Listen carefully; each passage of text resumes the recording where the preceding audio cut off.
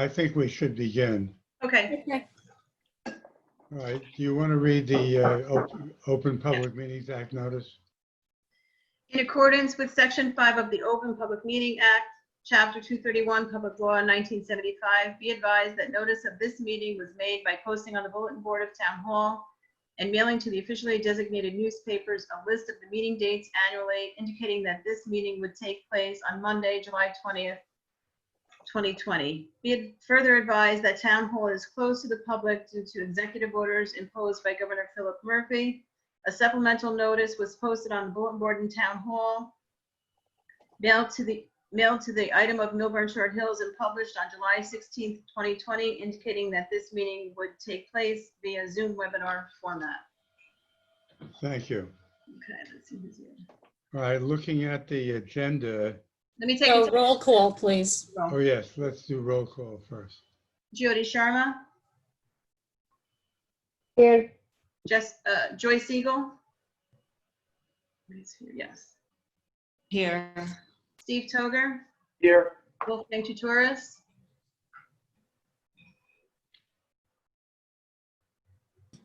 Here. Sorry about that. Vice Chairwoman Jessica Glatt, Here. Chairman Joseph Steinberg. Here. All right, looking at the agenda, the first item that we should deal with is the approval of the minutes of the June 15 meeting. Now, at my request, Mary McNett had done a review of those minutes, and she sent copies of her comments to everyone on the board. And my first question is, does anyone have any additions or corrections to those minutes that were sent out by Mary McNett? She's not here at the meeting, but I do want to thank her for jumping on that and doing it by herself. Okay, so everyone got a copy of Mary's corrections? Everyone did it? Did Yeah. everyone did get okay. Perfect. Yes. And Joe, the Right. record If- should, Are there any other additions or corrections to those minutes other than those that Mary McNett made? I hear none. Is there anyone who would like to make a motion to adopt those minutes as corrected? Joe, you should, the record should reflect that both Mary McNett and Craig Pleutner joined the meeting at 7:05 PM. I've been trying to get in since 5:07. Yep. But is there a motion to adopt the minutes of the meeting? Excuse me, the meeting of June the 15th, 2020. Minutes. Joy of the meeting. made the motion. Steve Second. Toger has seconded it. All in favor? Aye. Say aye. I And I'm going to ask everybody to lean in close to their computers so we can hear you. Are there any opposed to the adoption of those minutes?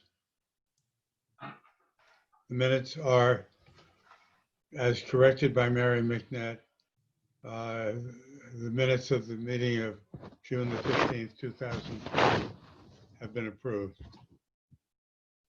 I'm going to ding around a little bit with the agenda. I'd like to take up the next the retention of Lee Klein. Now, you may recall that we retained Lee Klein in connection with another matter earlier this year. He had a conflict and he advised us at that time, and he had to bow out. Eileen Davitt provided me with a list of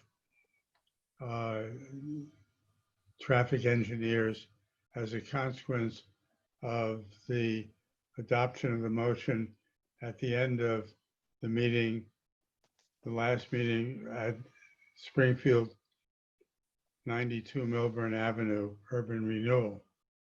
The board unanimously at that time decided that they wanted a traffic engineer to advise the board independently with respect to that matter. I called several of those people on the short list that Eileen Davitt sent to me, and I can report that at least one and maybe two, and I'm not sure I kept the record, of the proposed traffic engineers had conflicts because they represented or were representing the Wilf family that owns that property that is subject to the hearing of Springfield 92 Millburn Avenue, Urban Renewal, LLC. I then called Lee Klein, reminded him who we were, that he had been retained by this board for the other matter, and asked him if he had a conflict. Fortunately, he did not have any conflict. So honestly, I think he feels at this point that he has been retained, but I'd like the board to confirm the retention of Lee Klein as an independent traffic engineer to advise this board on any traffic matters that have arisen or may arise in the future on the hearing relating to the Springfield 92 Millburn Avenue Urban Renewal LLC case. Is there a motion? Mr. Chairman, before you do that, you want to bring Gail Price over I as a will. panelist? Pardon me? Before the board votes on that, do you want to bring Gail Price over as a panelist? Right now, she's an attendee. Sure, but I mean, with the vote has already been taken by the board. Well, the vote has not been taken yet. It's I been- just want to confirm with her that you have consulted with Lee Klein and he's indicated that he okay. has no conflicts.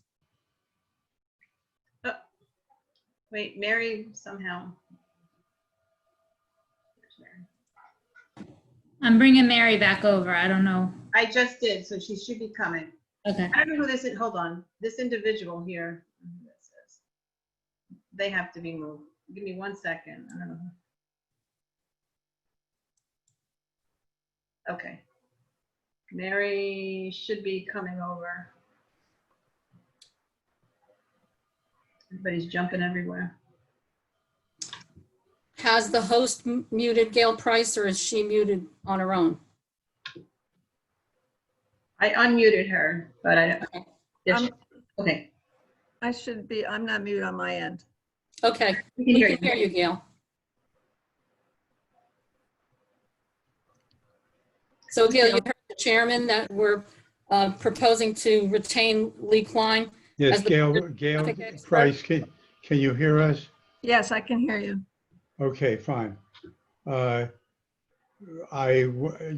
at the last meeting, you were present when the board voted unanimously, I believe it was unanimous, to retain a traffic engineer to advise the board independently with respect to the application of your client that was heard on the initial hearing was on June 15th, 2020. I want to advise you that we have spoken to Lee Klein of West Orange, New Jersey, a traffic engineer who has advised us that he does not believe he has any conflict of interest.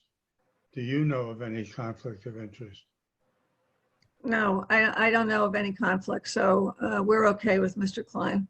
Right, Okay. is there a motion by somebody on the board to retain Mr. Klein as the traffic engineer to independently advise the board? Is there a motion? Craig, We is need that a a motion? response you for the make? record. Craig, He's muted. Okay. Move approval. is there a second? I'll second the motion. Joy, You want a voice vote? Yes. voice vote. All in favor of Aye. retaining Lee Klein as the Aye. traffic engineer to Aye. independently advise the board, say aye. Aye. Any negatives, say no.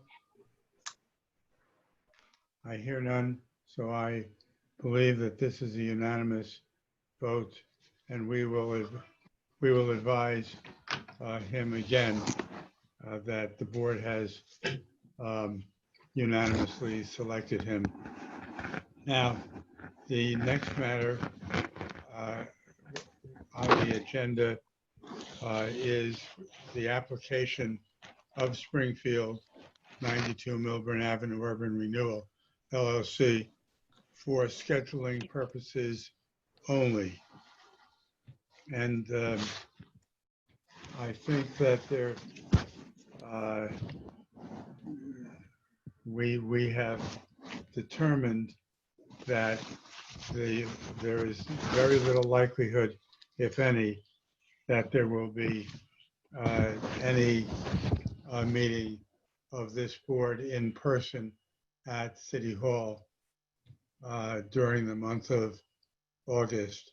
But it has been suggested to me that everything that our traffic engineer will need should be available to him.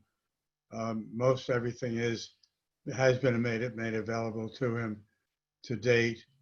The only thing he lacks now is a transcript of the hearing that was held on June 15th. He should have that certainly by the end of this week. So it has been suggested to me that August 17th would be a good date, a safe date for the traffic engineer to have completed his work and to advise the board of his findings prior to the next meeting. So it has been suggested that August 17th might be a good meeting date for Springfield 92 Millburn Avenue Urban Renewal, LLC. Ms. Price, just so you know, because I'm sure you're not aware of this, there was a malfunction in the recording of that meeting. The board undertook to order a transcript from the court reporter because we're not able to provide Mr. Klein with a CD or of the hearing, the last hearing. Okay. So that's I didn't know about that. I know. That's why he's waiting. He's waiting for the transcript so he can review the testimony that occurred at the last hearing. And Eric Fishman has indicated we should have that by the end of the week. So our thinking is he should be able to provide us with a report in the next 2 weeks, and that would be filed at least 10 days before the August 17th hearing date so that you will have an opportunity to obtain a copy of that report and go over it with your professionals before the meeting. That's fine. 8/17 works for us. Okay. I already checked with our team on the August dates, and I figured it would probably be the 17th, if any. So I cleared that with our experts. Thank you. I don't think we need a formal motion, but just in case. No, but we're gonna announce publicly that Right. Application 375120, Springfield 92 Millburn Avenue Urban Renewal LLC is being carried for the continuation hearing to August 17, 2007, and the hearing will continue in the remote Zoom format on that date. Gail, 2020. Pardon? 2020. August 17, 2020, and this is the only notice. There will be no further notice. Thank you. Thank you.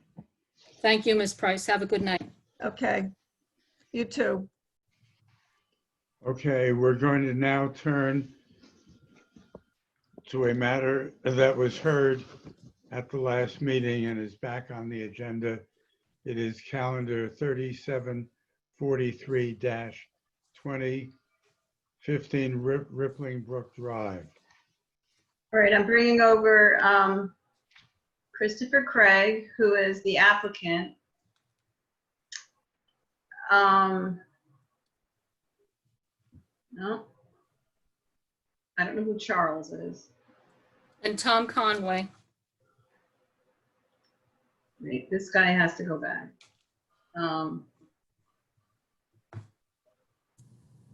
with 266 All right, let's Millburn see. Avenue. Charles, who are you with? 266 Millburn Avenue? Okay, I'm gonna put you back in the attendee you got put over by in error. All right, I would like to move this matter quickly. Let me, Okay, Wait, we still Wait. have to get Tom Craig, right? we have Tom Conway, we have no, Christopher. Tom and Conway Craig. is there. I think Okay, we have them both. Okay. Okay. Good evening. Good evening. Just remind all of the witnesses that you are still under oath. That applies to Tom Conway and Christopher and Margaret Craig. Very good. You know, can I just ask, there's someone named Julia who is raising her hand. I don't know. That's our neighbor. Okay. They were on it last month. Okay, it's not time for them yet. Okay. We will Want to call bring you. her over? Well, I guess you want to bring her over now? Well, it says Tom Iben and Julia Shen would like to join. Okay. You can bring them over when it's time for public comment or after the. No, I would like to bring them over now. Okay. She's over. Is that just Julia? And it says Tom Iben. Maybe they're on together. Yeah, I don't know. Unless that's the, unless they're together. I don't know. I think that might be together. Just to remind everybody as to where we are on this case. At the last meeting, the applicants, primarily through their architect, presented their case. And before we proceeded to a vote, we heard from the two next door neighbors to the right of the property. I think it says 17 Rippling Brook Drive. And they were concerned, they told us, with the fact that on the proposed second floor of the property needed a side yard setback variance. They were concerned about the windows that were shown on the drawing for that master bedroom that was being proposed. Is that correct? That's what I recall, yes. Great. Now you remember that as our counsel said, everyone who spoke at the last meeting still under oath. And the suggestion was made by Mr. Conway and by the board that the parties should get together and have a conversation about, excuse me, this matter. And subsequently, new drawings were submitted to the zoning board. Is that correct, Mr. Conway? That's correct. Do you want to tell us what happened to those windows? So what has happened was we eliminated those second floor double windows that were shown on V12, and they now have been eliminated on the new V12. We also eliminated the balcony behind that.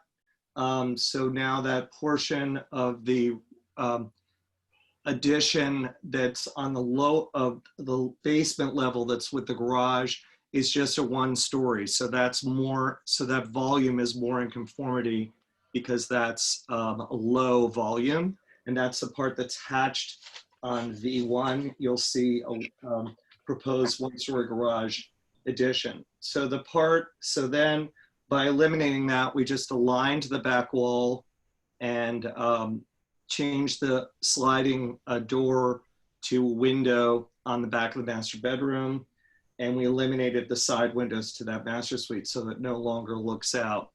So we've removed the balcony, removed the side windows, and we added new evergreen trees shown on V1 as proposed trees in the area adjacent to, kind of next to and to the master bedroom suite.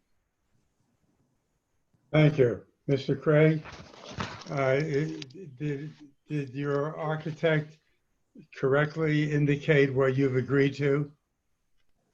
He did. I think the only clarification, if it's helpful, is there would be a single window in the garage facing east that's looking out of the garage. So And that's a new window, is that correct? that's right, to avoid having a solid wall facing my neighbors. We have a single window in the garage to break it up. Yeah, on that Thank you. lower level. Yeah, Thank you. thanks, Craig. Now I'm going to direct my next question to the neighbors who are, have joined this meeting. Is that correct? I think you're on mute. Julia, you're on mute. Is it Hello? okay? Can you hear us? Now we can. Now we can hear you. Yes, your question, we're ready for it. Yeah, you can say they can hear. Are you now in favor of the application? I think it is consistent with what we discussed with our neighbors, and we appreciate both the boards and our neighbors working with us on this. The one question they have, it looks from the diagram that the trees that they're adding are of sufficient height, but I wanted to confirm what is the height that they're going to be. Mr. Conway, do you know what the height of that tree will We- be when it is planted? We're going to plant the same trees that you have there, so I'm not sure how tall they get. Those evergreens. Okay. We have a very short evergreen in there because of the soil, we couldn't make it high. So if you match other things are very high. I think 14 feet will be sufficient, you know. The other very high one is more than 14 feet. We just feel 14 feet should be enough. How many feet? Say that again. 14 feet. 14. Yeah, 14 feet tree because the window on the second level is probably around that height. And on the drawings, it looks that that is the case, but it just want to confirm that. Yeah, we've drawn them, yeah, about that height. I mean, it's dependent on what a species they're putting in and matching the neighbors. I would assume that seemed to be what they wanted to do, the Craigs. So I don't know what's available as far as from the nursery, but you know, that's pretty much they have to work with their landscape people. We'll get as know tall a that- tree as practicable, depending on what they sell. I know on another case, I inquired of the township forester as to whether, in his judgment, evergreen trees were available for sale and delivery and planting that were a minimum of 10 to 12 feet above the root ball. And he said that those were plentiful. So can we agree that when planted, the tree will be 12 feet above the root ball? We'll- Okay. Sure. If that's what's available, thanks. Say That's again? acceptable though. Yeah. Yes, Okay. Is there a motion now from I just want to anyone say on the thank you, board? by the way. Again, I Well, appreciate thank you. your experience. Thank you. Is there a motion from anyone on the board with respect to this application?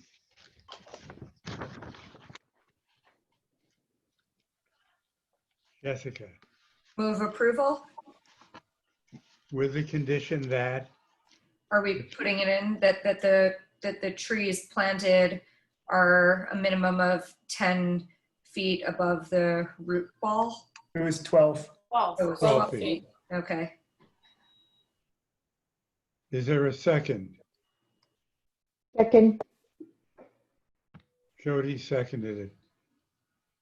Eileen, you want to call the roll?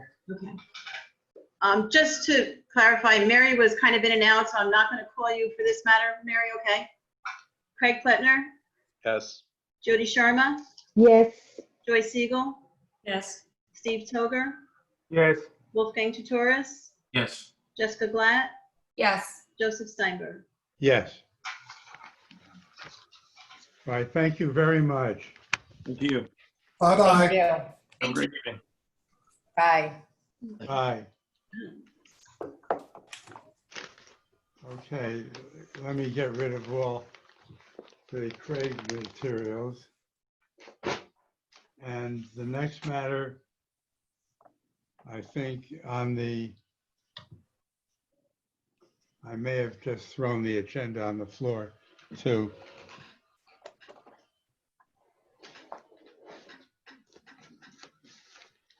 I did. It's 5 Canoe Brook. Yeah, you're The not. next matter is Yair Naveh at 5 Canoe Brook Road. And that's Dan Duvenet. And as soon as he's on and tells me, Here, I don't know if you can see me yet. who do we need to bring over, Dan? We're gonna bring in Yair Naveh. Do you know what he's listed as? Is he, Oh, his maybe cat. yeah, hold on. I have Catherine Fishkoff, who Yes. is raising her, is that it? Yes. Okay. Promoting her. Just that? And that's all? That's our side. Okay, well, as soon as you're done presenting, we'll figure out if there's anybody who has any questions, they can raise their hands and we'll bring them over at that time. Okay, so Okay, Mr. Duvenet, you want to? Hello. Let me just swear, anyone who's going to testify, just raise your right hand. Do you swear affirm the testimony you're about to give in tonight's Zoom meeting to be the truth, the whole truth, nothing but the truth? I do. Yes. If you just state your names for the record, please. Daniel Duvenet. Catherine Fishkoff. Yair Naveh. Thank you. Great, thank you. Mr. Duvenet, will you qualify yourself? Sure. Licensed architect since 2001. I went to Syracuse University undergraduate and NGIT for my master's degree. I've been practicing architecture and been licensed since 2001, and it's current and in good standing. I have never done a Zoom presentation before. You've appeared before this board on many occasions, is that correct? Person. That's me. Okay, do you want to tell us about this application? Okay, love to. If I may, I think it was easier for me if I could share my screen. I basically probably have to mark that as an exhibit A1. How does that work? Share your screen and we will mark it as A1 once you tell us what it is and we can see it. Okay, so it'll be 22 slides, and it consists of photographs of the site as they exist, architectural drawings that you have, maybe a little bit color enhanced, the site plan, and some artistic three-dimensional renderings. So I'm going to share a screen, and then we'll run through this application. Okay. That's fine. Thank you. Okay. And I don't know if you could see me as well as we're talking, but this is a single-family home located in the R4 district. R4 zone. It's on Canoe Brook Road. It's close to White Oak Ridge Road. And if you're seeing what I'm seeing, basically this is the tax map. You see the 200-foot radius. Number 20, the hatched-in areas are subject property. What basically, and I'll show it to you. So existing, we have a split-level home that we would love to update and modernize. Currently, there's 4 bedrooms, 3.5 baths. And the goal is to obviously update and modernize, but the net result will have a 4-bedroom, 4.5 bath. So although we're adding and increasing and changing the flow, we're going to be adding, the net increase is 1 full bathroom. And so let me take you through it and show you the site. This is the house as it currently exists. It's a front-facing garage, as you can see, in the R4, which is not allowed. And as we're looking through it, I think it'll be nice to just point out there are 5 variances needed for this application. And I'll just run through them real quick, and I'd like to talk about it as we go. So we need a front-facing garage because what we'd like to do is pull the garage forward to get a better garage, get some additional bedroom space. When we would like to expand the upper level over here as well and change the roof line, so we'll need a side to height variance. In the R4, you're required to have 15 feet on the first floor, which we do not have. But when you do the second floor, you're required to have 22 feet, which we won't have. We'd like to extend the sidewalls, well, this sidewall up, and that will trigger side to height variance. The other variance we'll need is what they call combined side yard setbacks. So based on the lot width, 90 feet, we're required to have 35% of that, which is 31.5 feet. We're existing at 27.18 feet, and proposed will be 27.8 feet. So far, all existing nonconformities. The 4th variance we're seeking will be FAR. In the R4 zone, 26% is required, and we're going to be seeking 30%. We're about 600 square feet over what's allowed, and it's a 16% deviation. The 5th variance is building coverage. We're existing non-conforming at the moment. Maximum allowed is 14%. We're at 14.03%. And we'll be seeking a variance for building coverage to get us to 17.9% of the lot, which is 2,616 square feet. It'll be over by 575 square feet.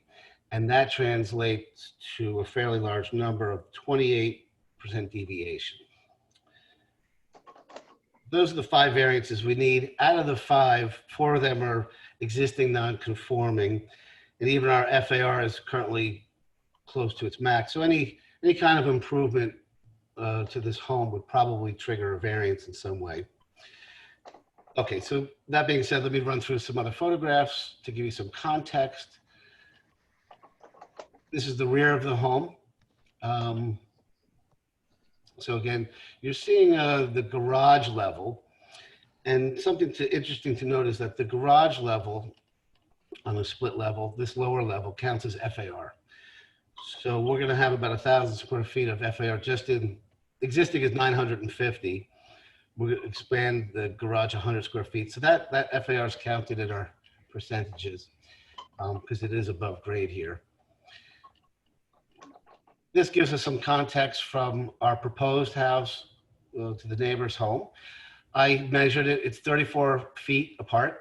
Of course, this is their driveway and their garage is in the back. This is the context of the other adjacent neighbor, number 1, Brook. And you'll see in the site plan, this house is very far forward. Again, it's a front facing. It's a 1.5-story addition. And the way after we are done with our addition, the way the sun moves around the property, you'll see that it won't cast any shadows or negatively impact the windows. And I'll show you the windows in a minute, what we're looking at. But they have a front-facing garage. There's a side entrance and a mudroom to the side. And they're at slightly higher elevation. Their first floor is about 2.5 feet higher than our first floor. This is the neighbor's side. So again, this is their garage. This is their side entry and mudroom. So you'll see where that'll fall in place with our house. So I believe that they won't be negatively impacted as a result. Very quickly, I'm going to run you through the existing conditions. 2-car garage, front facing. There's this room in the back that's a mudroom, a den, a little powder room. And this all counts as FAR. Then we have, of course, our basement level.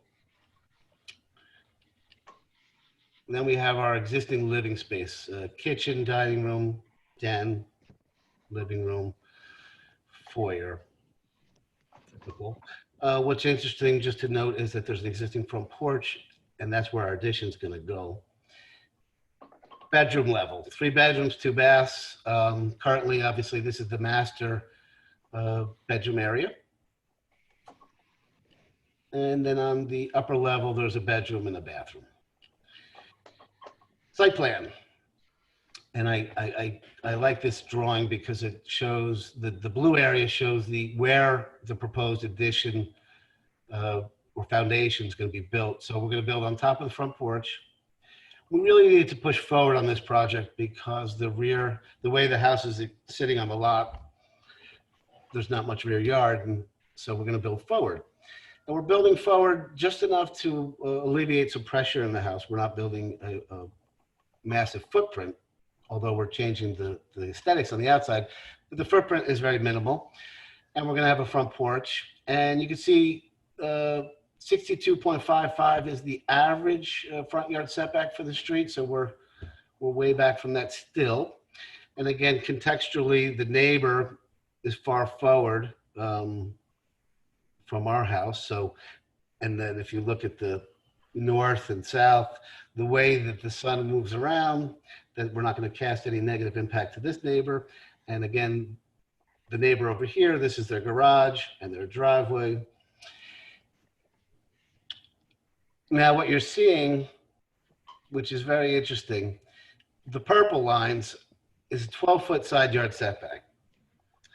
And that's the requirement of the R5 zone. And that's probably what my whole case is based upon, is that in the R4, the minimum lot size is 20,000 square feet. And our property is 14,578 square feet. So it's almost matches up to the R5 requirement of 14,500 square feet. So the property really takes on the characteristics of an R5. And if I take, and I'm going to show you some examples later, but if I take the zoning requirements in an R5, almost all my variances go away. I go down to 2, and I'll show you that later. Front facing goes away, side setbacks go away, building coverage really goes away, because, and I'll show you those numbers. And FAR would exist, but for only 24 square feet or a 0.5% deviation. And I could almost, get rid of that 24 square feet. That was a tactical error on my part. My intention was to design this addition within the R5 requirements and not need a variance. The only variance we could not get away with is combined side yard setback because of the existing non-conforming side yard setbacks. But what you're seeing, the purple lines, were obviously, and if you could read some of the numbers, our side yard setbacks are conforming for an R5, and we'll come back to that. But that's really the crux of what I would consider the hardship, or the part of this that makes it so unique to other cases. And I'm going to actually, let me run you real quick through our proposal. And again, the blue is the footprint. We're going to extend the garage. We're going to add some crawl space. It's too small to make a full basement out of it, so it'll be crawl space. On the first floor, again, the back line we're keeping, and to alleviate some pressure on the living space, we're going to push forward 3 feet, and that'll be on top of the front porch. We're going to create a little vestibule so we can have a powder room and a closet, and very pretty foyer but it's not over-designed or excessive. So we have our kitchen, we have our breakfast room, we have a family room, and we have a kind of this nice combined living room, dining room. And again, pushing forward 3 feet. To make the bedrooms work, they have 3 children, and to not give any hierarchy to any one child, we designed them all equal. We pushed forward 3.5 feet. And this actually really is a result of getting the staircase out of the kitchen, which was here. So it was like a very confusing staircase system. So to get a better kitchen and to get a better staircase, we came forward 3.5 feet, which triggers the front yard, front-facing garage variance. And short stories upstairs on that upper level, we're going to create the master bedroom suite. So the blue area is the new volume of living space we added, which is 600 square feet. Real quick, this is the aesthetics on the outside. It's a very easy on the eye home. It's colonial. It's a side hall. The front, we'll do pretty garage doors, and I think we designed a hip roof to be less massive in size and in scale. Okay, this is the side view, and if I may, and I apologize because late in our planning, and you may have your drawings, there was proposed a 2-story covered deck. And as you know, as you're planning, things get exciting and the wish, the dreams are there. But after analyzing A, the budget, and B, the site conditions, and to be sensitive to the budget, and really more so to be sensitive for me in the backyard, we decided that we're going to eliminate the 2-story covered porch, because who really needs it off your master bedroom, because we don't have the lakefront property. And while we were planning this project, a new home was being built on White Oak Ridge Road that extends into our backyard. So it wasn't the view. We used to have a really beautiful view. So anyway, we've lowered that. So I apologize. Visually, it's different than what the drawings you have. The numbers don't change. The coverage of the porch, whether it was on the second floor or first floor, it's the same.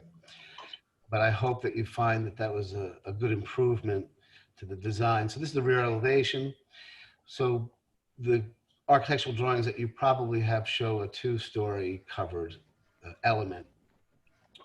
We reduced that on the side. This is a computer generated drawing that we did at the office, which accurately depicts it on the site, the height, the massing, the adjacencies to the neighbors. So you can see it's a low-key, charming or pretty house, but not overly massive or terribly confusing with, simple shapes and simple forms.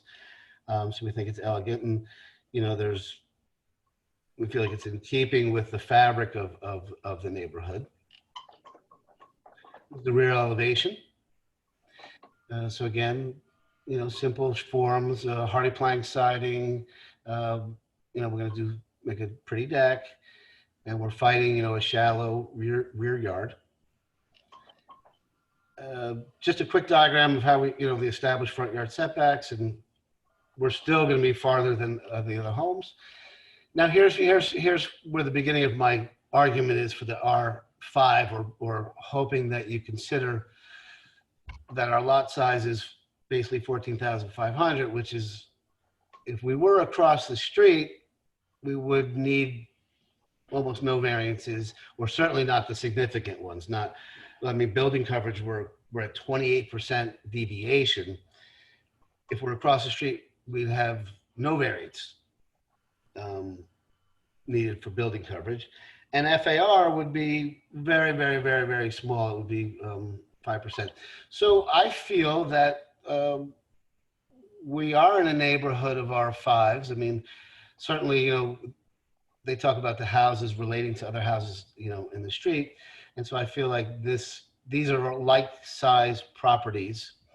And if the Nevets were across the street, they would have the house that they dream of, with very little variances that I think you'd feel easy about. But because we're located in the R4 and we're under the R4 criteria, the house looks, the numbers look bad. But again, it's across the street, we wouldn't need the variances. And I'm showing you the 200-foot radius. The black line is the separation between the R4 and the R5. And there's this small grouping of homes here that really are of the property size of an R5. Real quickly, this is the black and white chart. You could see the variances needed: front facing garage, side floors, side to height. We were 8.4 feet in violation. Combined is small, it's 4.32 feet violation. Again, we're supposed to be 31.5. We're proposing 27.8. So FAR, the intention was to design this home to 30%. It's actually 30.16 feet percent. But if we jump down to this, if we were, the only two variances we'd need would be combined side yard setback for the 4.32 feet and the FAR of 24 square feet or a 0.5% deviation. So I think it's a very unique situation because we're not asking to be assimilated to the R5 and not be close to the R5. I think being right across the street and being in the certainly the poet section, majority is R5, so we feel like we feel a little bit penalized for it, and that's our case. I don't know if the Nevets have anything to add. Interesting. I think Catherine has a nice little story. Real quick, Catherine, are you there? I'm here. Is it okay to just say a quick hello and thank everybody for their time and consideration? Just the history is that actually this is the house that I grew up in. And we had a very lucky, unique opportunity to buy the house from my parents, and my parents are still very nearby in town. And it's been fantastic. Both my husband and I work full time, and so having family nearby has been very important. I'm a critical care doctor at Columbia in Manhattan, and as you can imagine, the last few months I've relied on my family more than ever. And this opportunity to have a house that I've loved in a town that I've loved I've been looking forward to this for a long time. So thank you for your time and considering our application. And I have a question for Mr. Dubenet.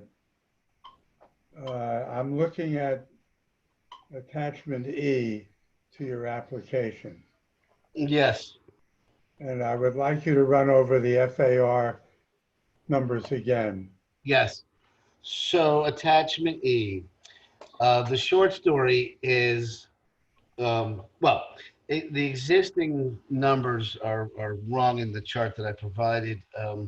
Originally, I was under the assumption that the garages don't count as FAR, and so that number is excluding FAR.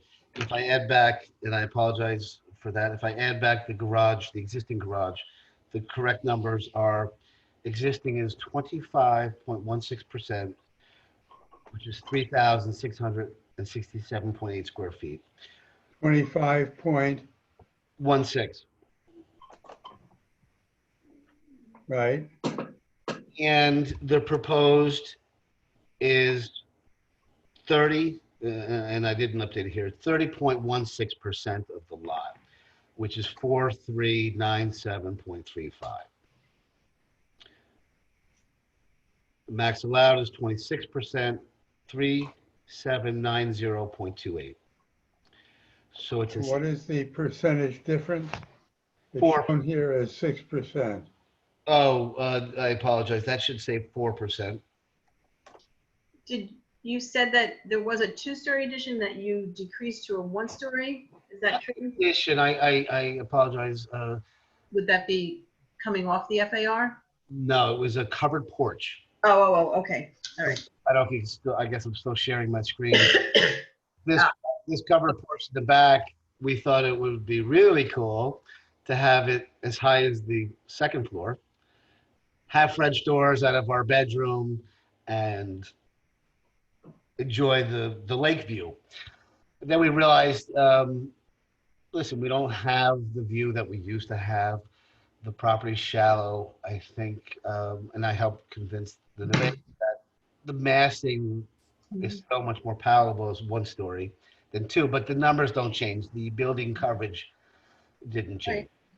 Got it. Yeah. Dan, on the FAR, the existing FAR you said is 3,667.8 square feet? Yes. Okay. And what is the distance between the applicant's dwelling to the dwelling on the right? I couldn't read that number on Yeah, 24 feet 24. Okay. from, So 34 to the left and 24 to the right. yes. And your proposed second floor addition is on the right-hand side. Yeah, this is a new massing up here. And that we're reshaping the roof. So actually, better to the neighbor. I'll show you the existing photograph in a second, but we used to have a gable roof here. Now it's going to be a hip roof. Let me zoom. Let me get you over there. This is. But that's not where the variance is, right?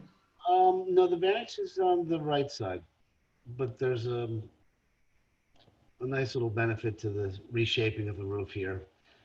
But yeah, we're dragging this across, and then we're putting the roof on top. So before it was the second floor is buried in the roof line, and you almost have less than 7 feet tall ceiling heights. And then we're going to provide. But I'm still a little confused on the FAR percentages. Yes. Let's do that again on attachment E. Okay, so attachment E, the existing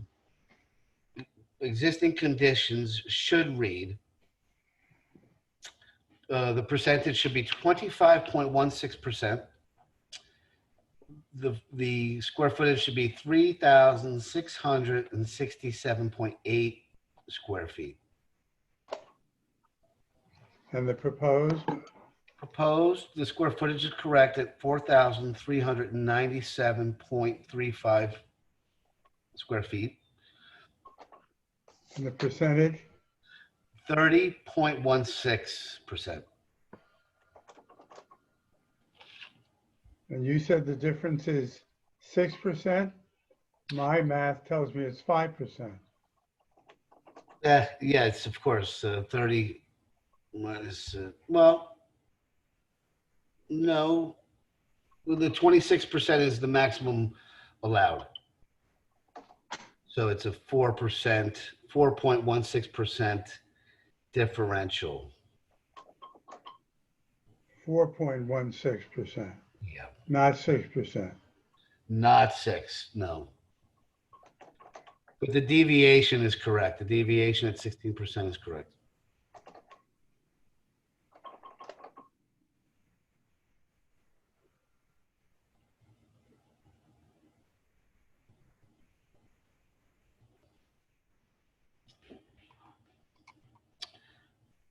I have a question, and unfortunately, we're pretty much the first case that I'm seeing. But normally, obviously, they close the public session, and you probably don't see us or hear us. Then you guys, at some point, will deliberate.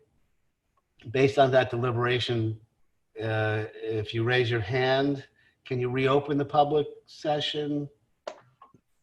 Well, you'll stay You're gonna stay right here. where you are. It will be just like you were on ground. Okay. Exactly the same way. Interesting. Okay. Yeah, Joe, I hope that I got that right. I apologize.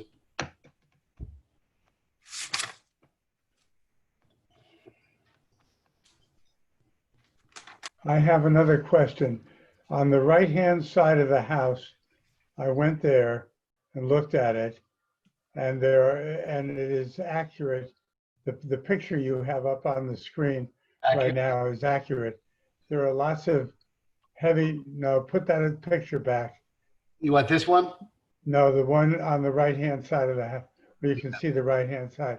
There are a lot of bushes in that, no, existing, right there. That one. There are bushes on the right-hand side of the house. Is it proposed that those bushes are going to remain there? Yeah, we definitely want to soften the side yard setback from the neighbor, between the neighbors. So there's no foundation, so we could leave it. I think we have to trim it for the siding, but we'd like to leave the very mature bushes. Are you going to be able to do the construction and leave the bushes there? The siding is the problem, I think, because there's no foundation work and the second floor will be framing. I would say, I mean, for sure, the builder, the siding guy would want to take down the bushes, and maybe it's not in the greatest spot. I don't know if the Nevets would consider new ones, but we definitely, obviously would like to soften it.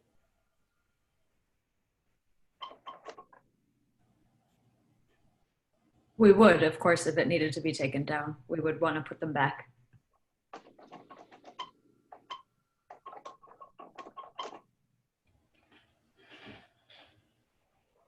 Are there any other questions for this witness?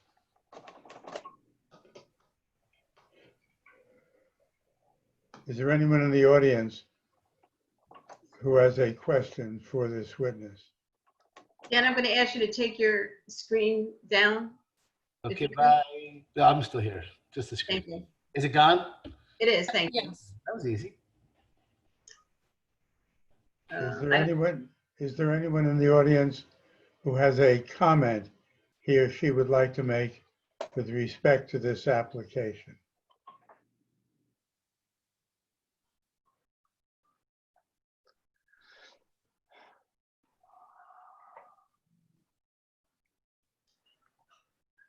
I don't see any. All right, with that, I'll close the public. Is there any other testimony, Mr. No, I Burnett? feel that, well, I mean, in terms of, obviously the case is based upon that, well, for me, that if they were across the street, they'd be able to have such a home without it. But even with the variances, I feel that the property can handle this FAR. I certainly could. I think it's an enhancement to the streetscape. It beautifies the neighborhood, provides them with an updated living, and I think that does not impair the intent of the zone plan, and especially if the zone plan was based upon lot sizes. Because obviously the larger the lot size, the more stringent the percentages, and so now we have, we're under the, feeling like an R5, living in an R4, but amongst other R5s. So I think that this is a nice application, and I think that it could live very successfully in the fabric and not feel out of place. All right, once again, I'll ask if there's anyone in the audience who has a comment or a question. If not, I'll close the public portion of the meeting. And I'd be curious to know if the board members have comments they would like to make with respect to this application. Anyone? So I have a comment. I would like to know if we could eliminate that floor area ratio. Yes. I don't know if you can hear me. So yes, Mary, I spoke to Catherine and Yair Neve that it was a tactical error. My goal was to design this at 30%, and I didn't, because well, anyway, the answer is yes, I can eliminate 24 square feet to eliminate the FAR variance. Well, 24 square feet. Oh, yeah. It won't eliminate the variance, but it'll eliminate it if we were R5. So I can lower it. But you're not R5, you're R4. You still need the FAR variance, so, but I can lower it 24 square feet, the home. So, Mary, is that what I think what you were trying to ask? Well, that was the question? Yes. Yes. So basically, if I take it down to what truly 30% of that lot size is, which is 14,578 times 0.3. So if I make the living space 4,373.4, then I mean, But you still need an FAR variance. yes, we still need a FAR variance, and I will tell you what that is. So if we do that divided by the lot size.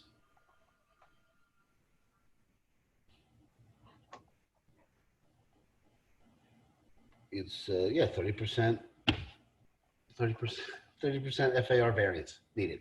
What percent?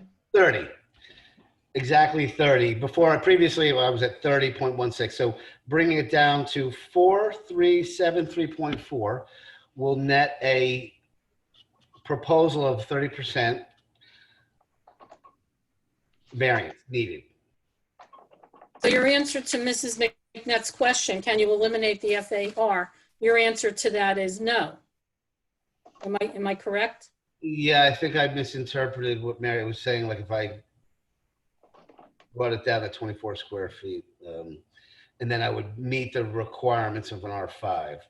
Yeah, well, you're not in the R5. An R5. No, but Mary, would you ask me if I could eliminate the FAR entirely? Yes. Oh my, no. I mean, the house is currently at almost the FAR required. So any addition to this home or any increase in FAR would trigger FAR variance. So no, we would not be able to eliminate that. So the answer to your question, Mary, is no. He can't eliminate the FAR variance.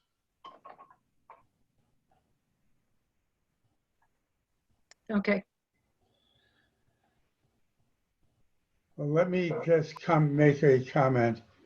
The thing that really struck me before I went to see the property was the second floor setback variance, which I thought, and it is, a very extensive variance on the right-hand side of the house.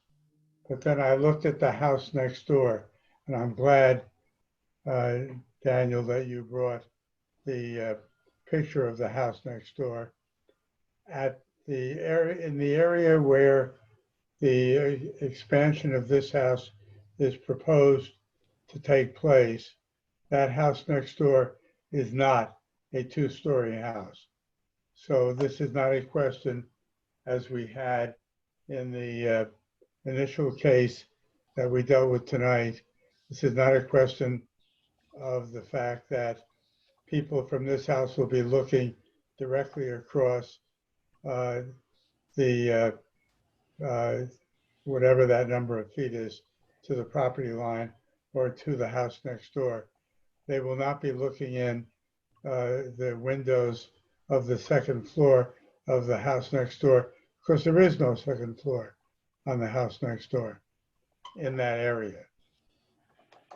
So that plus the fact that there were very heavy bushes, very mature and tall bushes on the right-hand side of the subject property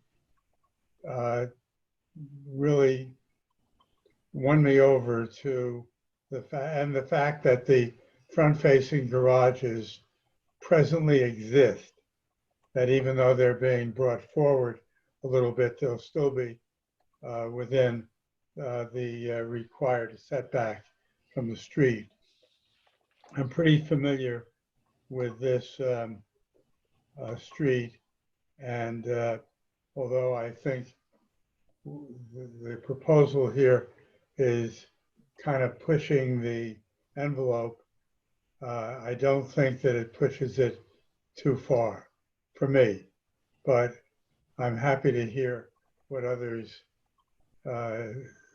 think, especially those of you who had the opportunity to either drive by or stop and take a look at this property.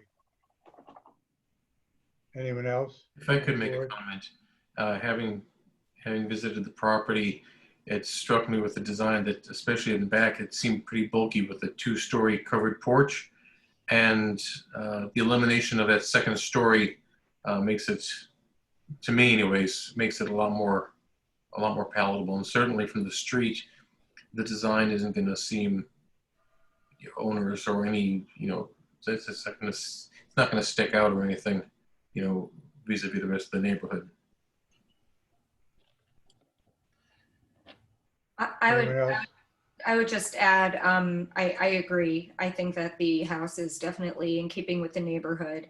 And as to Mary's question about the FAR and, whether there was a way to eliminate it, and I believe, was it 24 square feet to get it to comply with the FAR in the R5 zone. I think the bottom line is it's not an R5 zone. So I don't know where that 24 square feet is coming from, but I would be in favor of actually keeping it because, at the end of the day, it's still not going to be in compliance with, with the zone that this house is in. It's just kind of unlucky that, for them, the applicants, that it's across the street and not R5. So, I personally would be fine with them keeping it with the current numbers. Anyone else?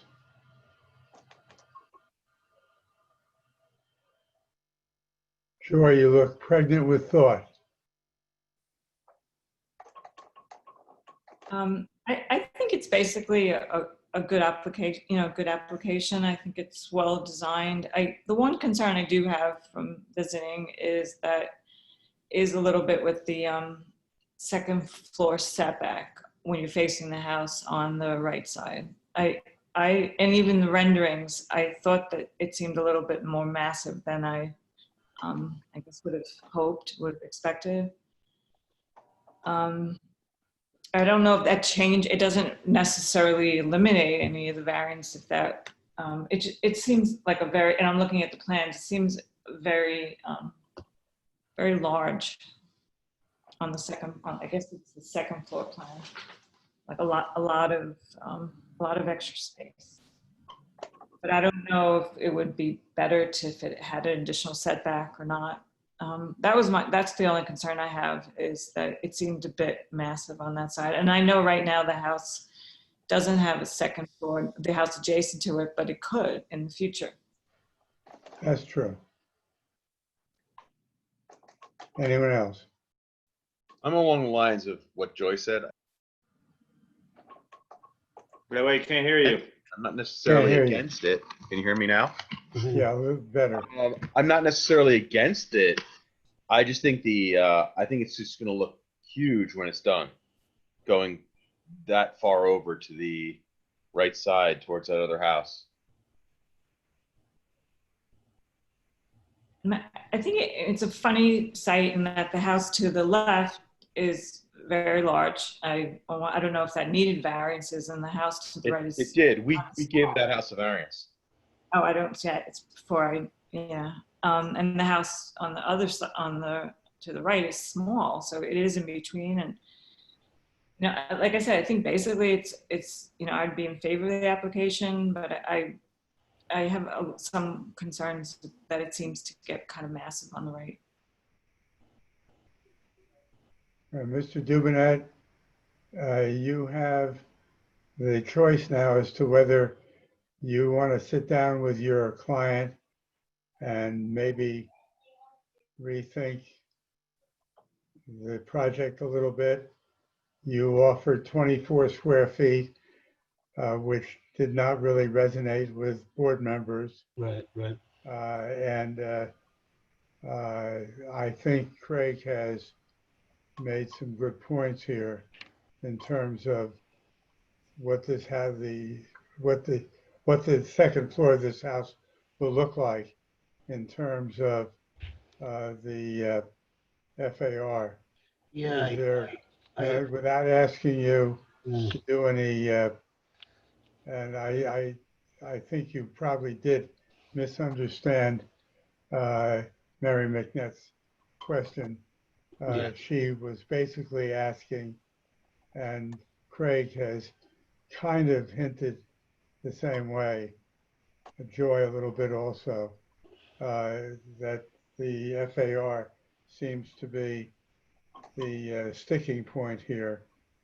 Does it make any sense to sit down with your client and see if that second floor could be shrunk a little bit? Yes, Catherine, you can still hear us, right? And so, A, we ask them to vote with what we have, or B, we sit down and try to digest what they said and represent next month. I don't know what the agenda is like. How do you guys feel? It's, well, basically, I mean, I think everybody's opinions are great. I mean, don't want to open up the public session and If argue. we were, let me just say, if we were at City Hall, Right. I would suggest that you and your client go in the back room Right. and talk a little bit. Yeah, no, And we then come back and definitely, tell us if you want to go to a vote. Unfortunately, we're in the Zoom room, Right. not at City Hall. If he would, I mean, honestly, if they would like to talk through text message, we could go on to the next case and then bring them back if that might be something. And they could talk on the phone, is that what you're I saying? mean, they could talk amongst themselves. I could put them back as attendees. We could go on to the next matter and then they, you know, if they want to do that. Otherwise, it would be to the next. Right, but if you put them back as attendees, they're going to have to talk to each other on the phone. Correct. Yeah, we could do that. We could do that. It wouldn't. You want us to hold this case open and then we'll go on to the next case? Yeah. Okay, we can do that. Thanks so much. That's great. Pardon me? It's great. It's like we're all together again. Yeah. Thank you. So what you're going to do is you're going to go back as attendees and you're going to just leave your laptops or your electronic devices exactly the way they are.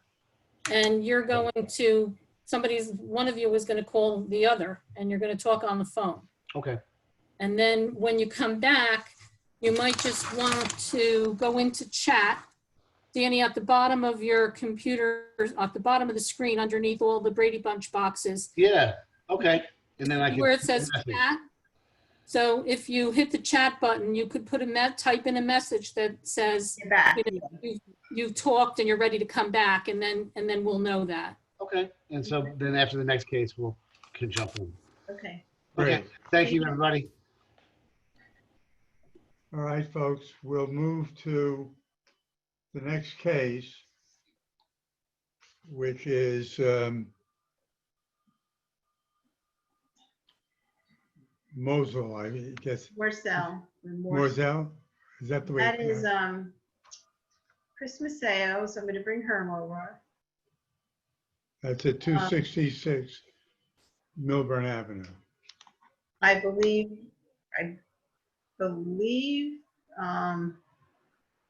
Charles is that person as well.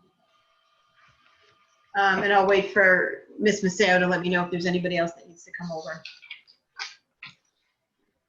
I think that's it. My picture doesn't seem to be coming up. Oh, let me just try to, no, there we go.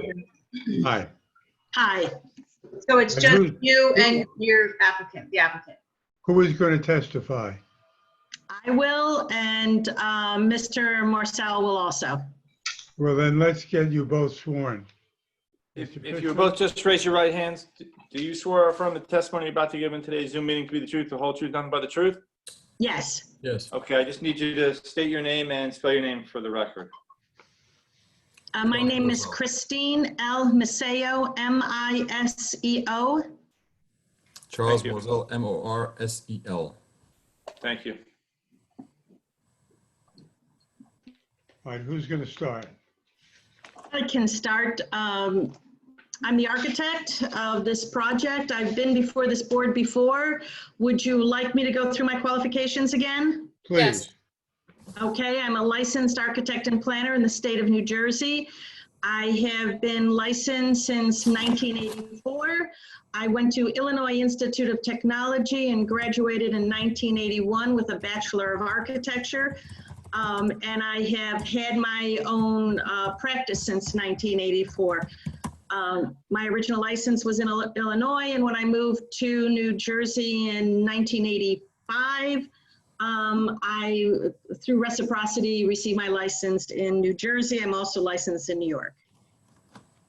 And your licenses are in good standing? Yes, they are. And you've appeared before this board before, have you not? Yes, I have. As an architect? Yes. Your qualifications are accepted by the board. Thank you very much. Proceed. Okay. We're here before you this evening for 3 variances. This is an RO zone, and the 3 variances that we need are auxiliary structures, which would be our front portico, our patio in the back, also a front yard setback. The existing front yard setback is 35.1. Our new addition is at 41. Our portico is at 30 foot 6 inches. What is required in the front yard setback is 34.9. The other thing we are here before you is a fence in the front yard. So there are really 4 variances. Four variances. I'm sorry, yeah, accessory structure I had counted as 1 variance, but yes, for 4 individual items, 3 variances.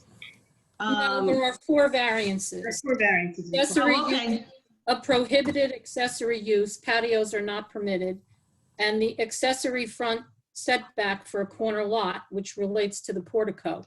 Front yard setback is an average, and front yard fence is prohibited. So there are 4 variances. Okay, my mistake.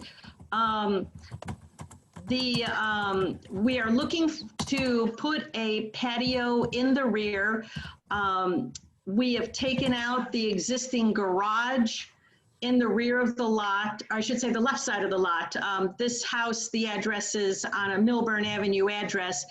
Though when we did buy the house and while we're remodeling it, the front door is on Parkview Drive. So excuse my calling the patio in the rear. The patio is technically in the left side setback. The house had an existing patio between the garage and the area closest to Parkview. What was the patio we enclosed to expand the kitchen, and now we're looking to put a 14 by roughly 26 foot patio in the rear. We're looking to put 360 square foot of patio to the left side, which will be behind the kitchen, called the rear of the house. We're putting a new garage on the Parkview side to have a driveway on the Parkview side. The house originally had no portico in the front, and we are looking to add a small portico. There are a number of porticos and front porches along the street. I know you are all familiar with Parkview, and in that area, that's a real common feature on most of those houses. And we felt that the house would look just prettier and be more inviting with a portico at the front door. The fence that we're looking to put on, we have it approximately 5 feet back from the property line. And the variance we're looking for is because it is in the front yard. That area of Millburn Avenue is very, very busy. Originally, and like I said, I'm assuming all of you had a chance to look at the lot.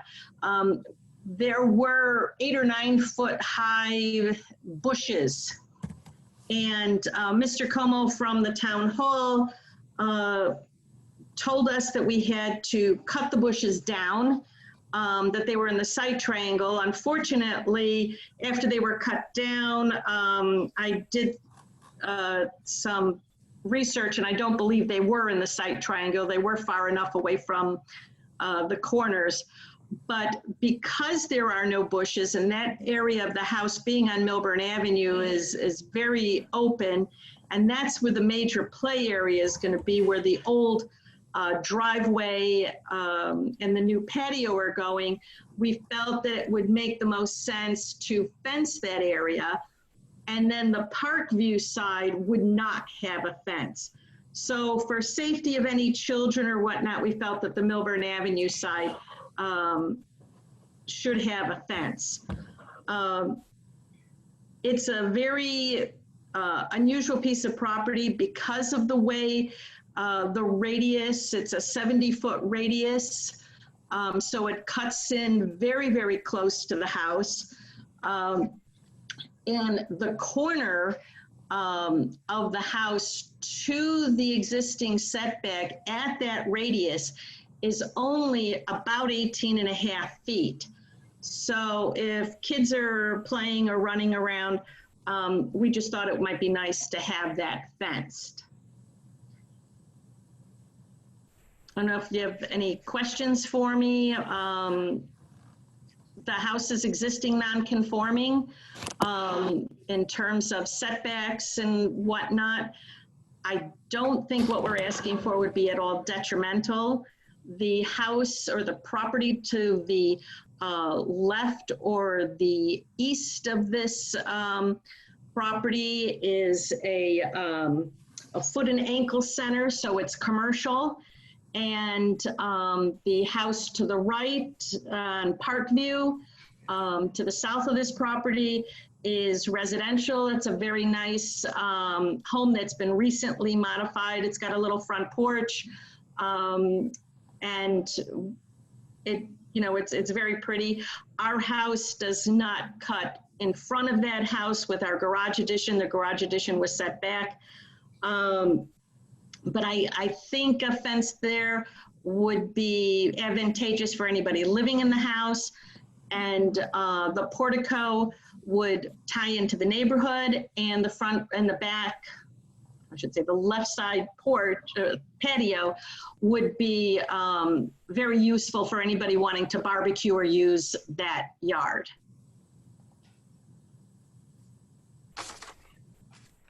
Any other testimony that you want to put forward on this case? Not at this time. I'll be happy to answer questions. Are there questions from board members?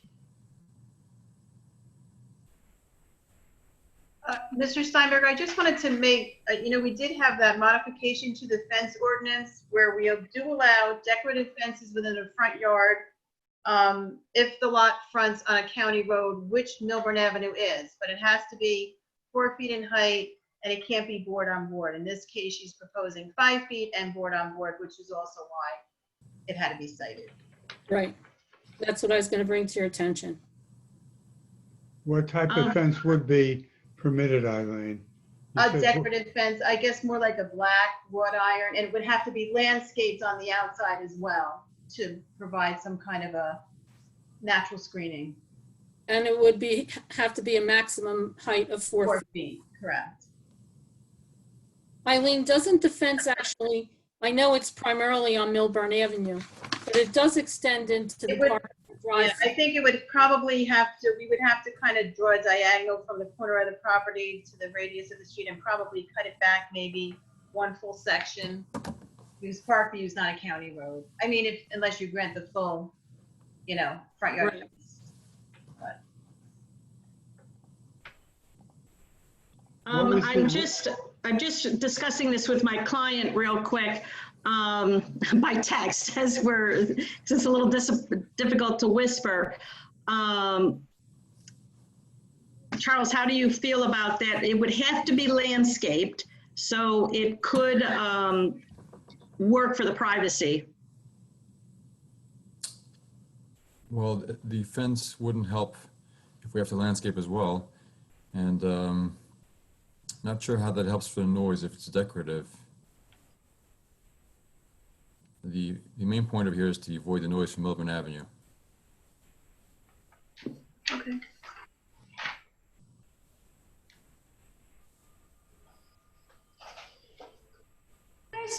I have a question. Was Yes. attachment F submitted? This is not in the residential, it's not in the R3, 4, 5, or 6. It's in the, I believe in the Right. RO, so that sheet doesn't apply in this particular zone. Is there an equivalent sheet? No. It's not an equivalent sheet, no. We only have that for R3, 4, 5, and 6. Okay. Did I understand that there was a patio on this property at one point? Yes. And And what that the was, fir- What was the size of that patio? that patio was approximately the same, 26 feet. And I'll tell you the width in 1 second. I'm just getting the old survey up.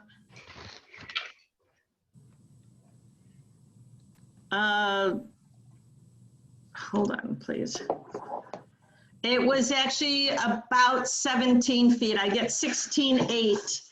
It was the area, if you are looking at the survey where it says 2-story masonry and frame dwelling, that area all the way to that other L piece that sticks out, and that encompassed the patio. So 26 by 17? Approximately, I get like 16.8, so approximately 26 by 17. And what we're proposing is 26 by 14.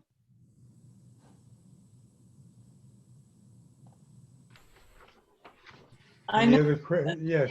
Another question. Currently, the FAR is 28.6, and now you're allowed 40%, and you're going up to 39.9. Can you just point out to me, I know you haven't shared your screen, but could you explain where the additional FAR is coming in? Yes. Let me just get that drawing up for you real quick. We added a garage addition on the Parkview side. And with that garage addition, there's a master suite above it. And then we also pushed the kitchen back. Let me just tell you in 1 second how much, because approximately 10 feet. And that's where the extra square footage. There was a garage, a first floor garage in the left side of the property, and we removed that garage because what that did is it had the driveway in and out on Millburn Avenue, and it was very, very dangerous. It was very difficult to see to pull out. And it was as cars sort of came around Millburn Avenue, and a lot of them shifted to the right because that's right where the road becomes two-way. And so we decided, let's move the garage on the Parkview side just to avoid any accidents. It was just a really, really difficult driveway to get in and out. But that garage was approximately 20 by 20. I think the exact dimensions I had were 20'4" by 19'8". We removed that and then did a new garage that was approximately 24 by 24 on what would be the Parkview side. So the garages, we added a little bit of floor area ratio with the garage. The rest of the floor area ratio was the master suite above the garage, and then also expanding the kitchen.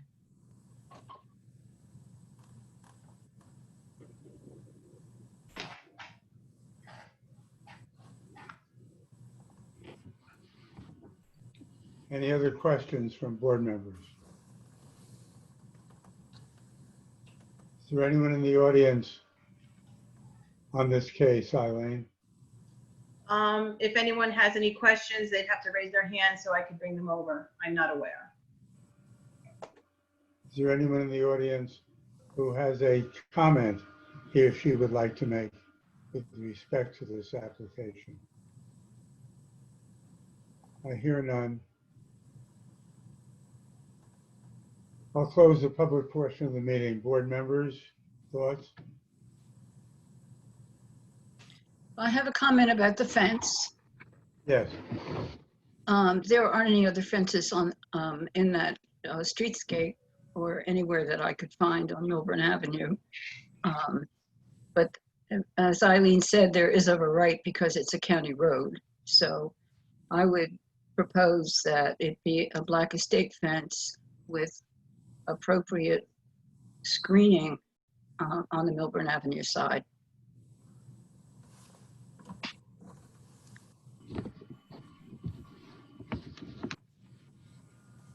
Anyone else? I'll ask the applicant in a minute if they would be willing to amend their application to provide for, do you care about, Mary, do you care about the 4 feet versus 5 feet? Yeah, I do. I think 4 feet is fine. But I don't understand why we have to go up to 5 feet. So you're saying A 4-foot fence. you want them to comply with the ordinance? And tell us again, Eileen, what the ordinance says? The ordinance on the county road, Millburn Avenue, would allow a decorative fence 4 feet in height with appropriate landscaping on the outside of the fence. And But you does said not decorative, consider board on you board. said a decorative fence? Correct. No board on board, no chain link.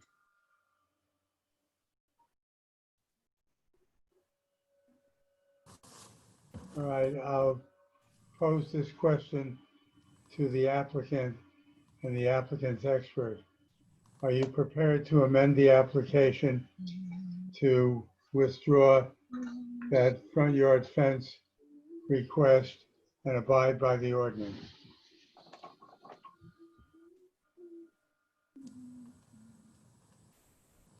Charles, your thought? Would it make a difference if we have the fence only on the Millburn Avenue side, not on Parkview? I didn't get that whole question. I'm sorry. Hey, Betty. If we have the fence coming out of the house to the Millburn side, and it wouldn't be on Parkview Terrace at all, just on Millburn Avenue, 4 feet is fine. If we can get the just a board fence so that it keeps out the noise.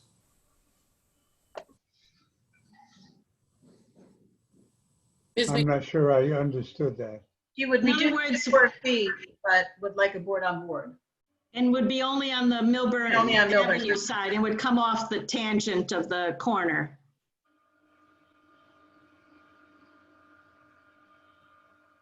I think that would affect the streetscape, in my opinion. I wouldn't support that. Even though there would be landscaping, heavy landscaping on the fence, on the outside of the fence, you probably wouldn't even see it. Well, it says it's going to be a vinyl fence, board on board, so I'm assuming that means white. In all likelihood, even with landscaping, you're going to see that. Well, we could change it to a wood board on board fence. Yes. Can I have a quick question for the applicant? Yes. Did you say that the purpose of the fence was to cut down on the noise? Partially, yes. And privacy, obviously. Okay. Thank you. That's our backyard right there. So, Yeah. Yep.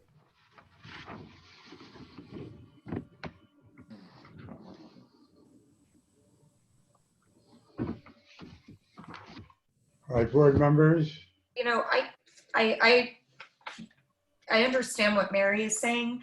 I think that maybe if we could put in a stipulation that that fence has to, I mean, perhaps maybe doing a cedar board on board, something that's not as bright as white, and that the fence from the outside from Millburn Avenue has to be screened, you know, adequately screened in, you know, perpetuity. that I think that I could probably live with it.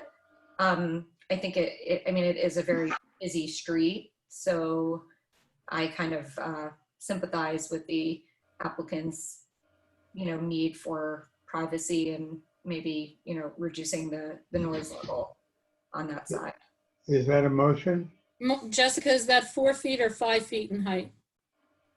I mean, if the applicant is okay with the 4 feet, I think it's kind of for me personally, it would seem like a compromise. Let's get it to, down to 4 feet, which is kind of keeping in conformity with that part of the ordinance and, allowing it to be board on board, but, saying that it has to be completely, the outside of it, that faces Millburn Avenue has to be completely screened.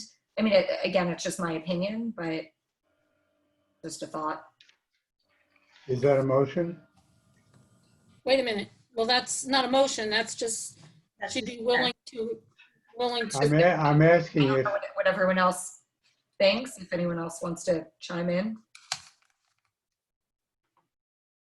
anybody else? I'm leaning more towards Mary's opinion. I would like to see an estate fence. Come forward a little bit. I said I would be more willing to see an estate fence than a board on board. I'm not sold that a board on board is going to reduce noise any more than if you were to shrub it in a dense manner. And I think the aesthetics of an estate fence would be far more appealing, even for maintenance and everything down the road, than a board on board. By an estate fence, you made a metal, a Yeah, black exactly. metal. 4 foot high metal, wrought iron, whatever, aluminum style fence.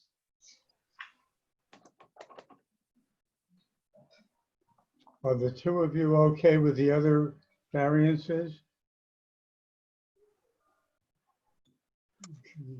Yes, Talking I'm specifically- okay. Yeah, I'm okay with the other variances. Yeah.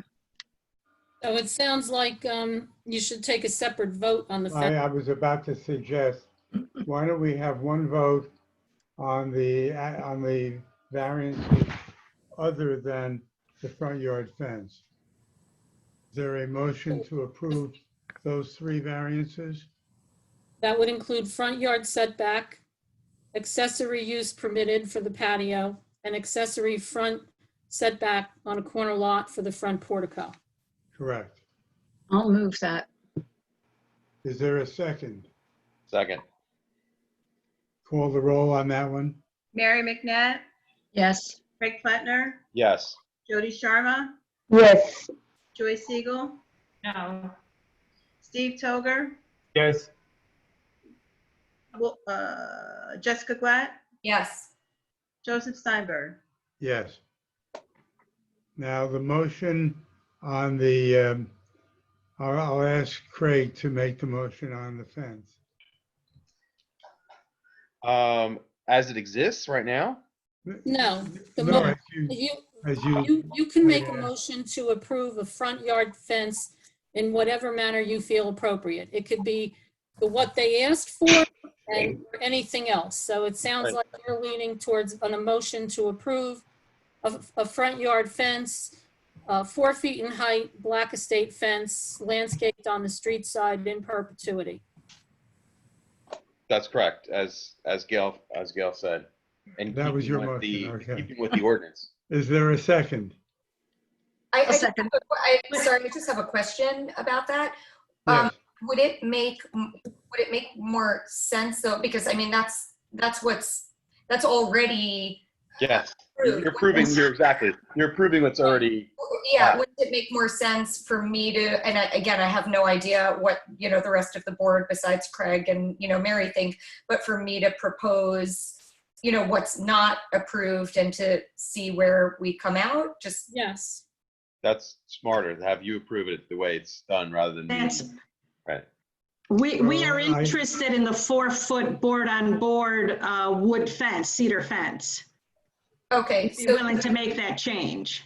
Okay, so then let me propose, just throwing it out there, the 4-foot cedar fence that would have to be fully covered in evergreen, or year-round arborvitae, in perpetuity. Does that And that's a 4-foot high fence. 4 foot high? 4 foot high cedar board on board. On board, yep. Fully landscaped on the street side with evergreens in perpetuity. Yes. Does that motion have a second?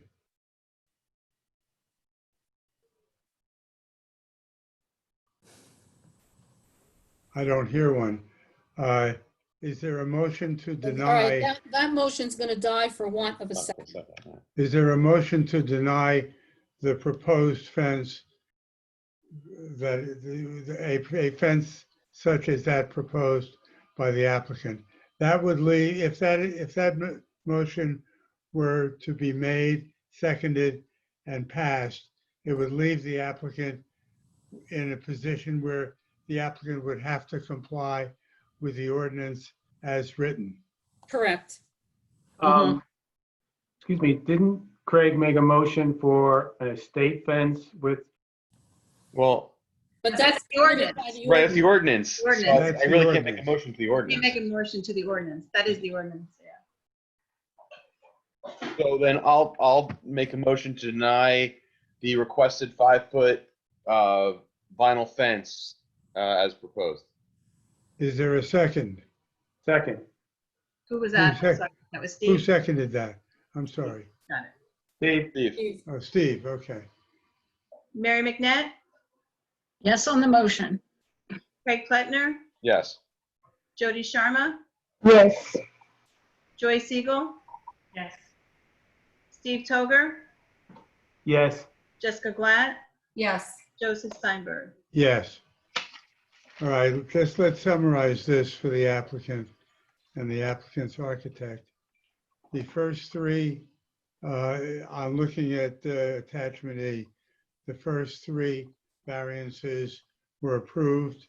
The fourth was denied, which means that the applicant, as far as the fence is concerned, is going to be governed by the existing ordinance. Thank you very much. Thank you. Bye-bye. Okay. Are we ready to go back yet to Hold on. the Navet case? Wait, I just wanted to get them, okay. If they're not ready, we'll take the last case. I don't know. I don't see anything from Dan or from his applicants that indicate they are ready to come back yet. No hand Okay. raised, no cue. Hold on one second. I got Ready. that. It says I'm ready. He's ready. You're ready. Okay. They're ready? They're ready. Okay, I will bring them over. So we need Danny. Catherine. And is Stephen Fishkoff also? Is that, I don't know who that is. The neighbor. Okay, wait, let me find, is that everybody? I don't know if they're ready, but I wanted to ask, I apologize. I was in the middle of redesigning. If I showed you modified plan and elevation with the right square footages, would you hear that tonight or would we need to come back next month? Well, if you were to show us a diagram that adequately addresses what you propose to do or change, Yes. and if the board is satisfied by that diagram, and if the board is inclined to grant relief, it would do so subject to a condition that you submit revised plans to the board secretary, Okay. Prior to issuance of a building permit. Okay, so if I could request that you hear the next case and then get back to us? Mhm. Okay. That's fine. We Thank can you. do that. Okay. I'll Bye be again. in the background. Okay. Cindy. All right, Catherine, let me get her out of here. All right, so now we need Need Rich Keller. Need Rich Keller. We need Mark Burson. And I'm good. Rich, who else do I need? I have Mark Burson. Do I need anybody else? Yes, you need 2 for Zampolin, Robert Zampolin, and Zampolin presentation camera, I think it is. I have, I just brought over Bob Zampolin. I have a phone line and I have an individual, but I don't know, or Netscape. I don't see anything else. Maybe he could inform us. Bob Zampolin is there. Maybe he could tell us what else we need to bring on. Oh yeah, just the one for Bob Zampolin. Sorry about. Okay, It says perfect. Etke and Rush are neighbors. Okay, we'll bring them over when the time comes. Okay, let's get the witnesses sworn. Okay, if you would just raise your right hands, please. Do you swear or affirm the testimony you're about to give in tonight's Zoom deposition to be the truth, the whole truth, nothing but the truth? I do. Yes, I do.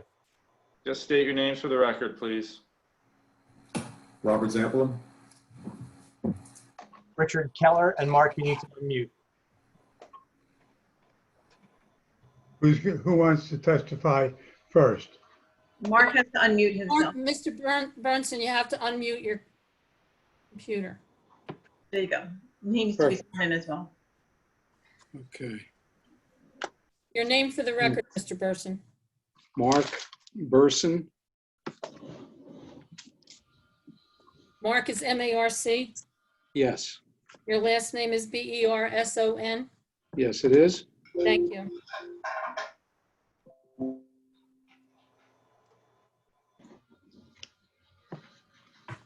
All right, proceed, Mr. Burson. All right, this application is with regard to our home at 63 Sagamore Road. A home that we purchased in 1988. And we're actually the 3rd owners of this home since built in approximately 1929.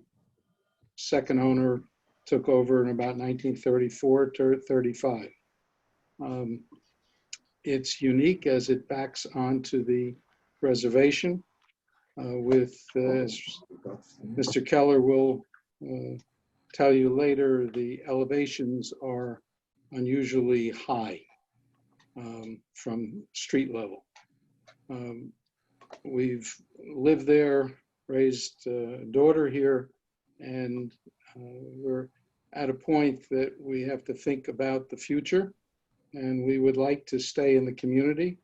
My offices are here on 225 Millburn Avenue since the 1970s. Been in Short Hills before here in the 1970s, and the issue for one thing is that I need to assure ourselves with the multi-levels and because of the elevation that as get older can navigate the steps. We had the experience early this year when my wife had some foot surgery. We needed the rescue squad to get her up and down the steps for a period. And it's not something we want to go through again. We love the community. So we've approached this to try and do something that will make the house more livable, and with the age you can appreciate that we have some nice room sizes. Homes built in the 20s, 30s didn't come with some of the amenities that are in homes today. So the thought in this renovation is to add an elevator that will navigate from what's the living room level to the dining room kitchen level to the bedroom level, and that we would add a family room, which is something that we have a lot of space we do not have the ability to bring everybody together in that part of the home. And that's a quick summary, and I'm available to answer questions if. Are there any questions for this witness? Next witness.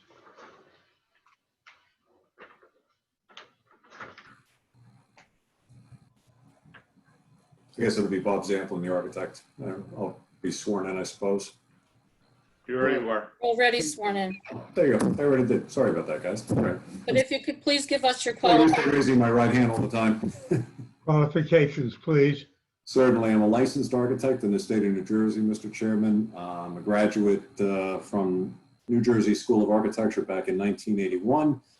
Same graduating class as the previous architect. I've been in private practice since 1985. I don't believe I've had the pleasure of testifying before Millburn, but I have testified through significant numbers of towns in the state of New Jersey. Any other questions for this witness on his qualifications? If not, your qualifications are accepted as an architect. Thank you, Mr. Chairman. Proceed. So on our architectural drawings, which I believe everyone could see right now, that's our drawing A1, which represents our proposed first floor and second floor plans. As Mark talked, the house is very unique in terms of its design with significant numbers of multi-levels. When you come into the house through the main entrance door, which is at elevation 1, you're immediately greeted by a number of steps, either to come up to the main living area, which is the kitchen dining area, or you have to go down several steps to come to the existing living room, which is on the front corner of the house. What we're proposing to do is to create an addition that accomplishes two goals, as Mark talked about, to create a family room so that Mark could obviously have his family and friends, and create, a contiguous space to the existing living room that could be used for functions. But in addition to that, it's also to create the accessibility where we're proposing the residential elevator, which would create the bridge between all the different levels of the house. So it's essentially an elevator with multiple stops at different elevations. Rich Keller has more accurate elevations, but on our architectural drawings, we're calling the existing family room at elevation 00. The elevation for the kitchen dining room area is at elevation 5, so there's a 5-foot vertical change between the existing living room and the kitchen dining room area. And so what we were looking to do is to create a better flow throughout the house, where coming from the main living room area, the dining room area, we thought about creating the family room, which would be the bridge and the connecting link between family dinners, either coming from the family room, which will have a big screen TV, which is located between the two front windows, coming up a grand staircase, or if Mark or Mrs. Burson's somewhat disabled, they can come up the residential lift and gain access into the dining room. And so those are predominantly the main elements of the addition. The addition has a footprint area of approximately 970 square feet. Its overall length across the front facade is 27 foot 4 inches. Its overall length going from front to back is about 39 feet. And that's pretty much the extent of the first floor renovations. And then the only addition that's occurring at the second floor is just approximately 70 square feet, which is really predominantly just the elevator shaft and the hallway to gain access directly into the master suite. So again, should something happen to Mr. or Mrs. Burson requiring accessibility, there's a way for them to get from all main living spaces on the first floor at all the different elevations directly up to their master bedroom suite. And again, the addition is a 1-story tall addition. So from the second floor plan, you're actually looking down at a gently sloped ribbed roof. It's a standard metal seam roof, and it'll have just a slight radius. And what we've done is we've repurposed, Mark made reference to his daughter, we've repurposed the daughter's bedroom into a big closet dressing suite for Mrs. Person. So again, it's no additional square footage. It's just essentially eliminating a bedroom for more wardrobe and dressing spaces. And that's pretty much it for the addition. If I can go to the elevations and the facades, which would be on our drawing A2. Before you do that, Mr. Zampolin, Sure. I know you keep referring to a family room, but just to clarify, on your plans, family room addition is identified as a great room reception? Correct. It's the great room area. Thank you. Thank you, ma'am. And for the addition, for the exterior aesthetic, obviously, I'm sure the members of the board, if you've been driven by the house or know the house, it's a wonderful Italianate piece of architecture, as Mark said, from the 1920s, early 30s. And obviously the addition is a one-story addition at our front elevation. And we really took great pains to make sure that we were respectful for the proportions of the windows in the great room addition as it relates to not compete with the grand window that's in the existing living room area. And we again kept the addition, almost subordinate to all the other great architecture in the house, except for perhaps that gently sloped barrel roof, just to kind of reflect some of the radiuses that you see at the grand window, and then a number of arches throughout the whole front facade of the house. And on our left side elevation, which is really kind of our southeastern or southern view, there is a beautiful terrace area with gardens. So this is where we were. Essentially, there's 3 existing French doors that go from the existing living room into the proposed great room. We're just reflecting 3 new sets of French doors with transom windows overlooking the gardens, which you'll see on Mr. Keller's site plan. And then we have a window that's located at the bar area, and then coming up on the hillside. And the black line that I'm representing is pretty close representation of Mr. Keller's grading in terms of the contours of the property that's there. So to what Mark said, there are some serious slope issues. Then we do have a door that gains access to the outside, which is at the dining room, kitchen elevation, at the main elevation there. And then as well, a design issue in terms of how to make an elevator look attractive in a beautiful old house. So what we did is we proposed the elevator as a faux chimney, matching the same detailing as the existing fireplace that's in the living room on the opposite side. So we'll be matching it in aesthetic. So no one will ever know it's an elevator. They'll just coming up from the addition. The materials will all be matching in terms of stucco work. Stucco over masonry block, because the whole house is a masonry house. There are no control joints or extension which you would need if it was a wood frame house.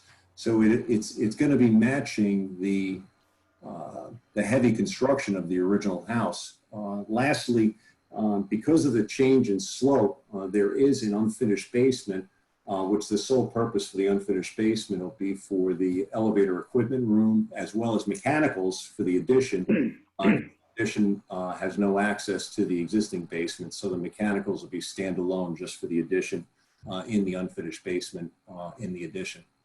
And on the far left-hand side of the sheet, we just did some diagrammatic sections. We have a section through the great room, which basically just shows with the shape of the barrel roof, there will be also a curved ceiling inside the family room. And you see the number of steps going from the elevation datum 00 up to elevation 5 from the proposed great room to the existing dining kitchen level.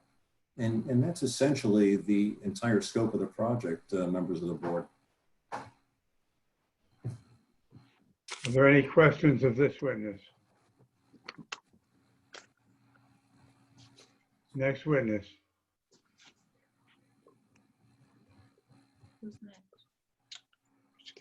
Bob, if you could give me back screen view. Oh, sorry, Mark. Rich. Good evening. Let me give you my qualifications. I've already been sworn in. Rich Keller. I'm a licensed professional engineer and planner in the state of New Jersey. I've been licensed, it's scary when you do the math, it's been over 30 years. I've been licensed as both. I have a Bachelor of Science in Civil Engineering with a concentration in Water Resources and Environmental Engineering, and that is from Rutgers University.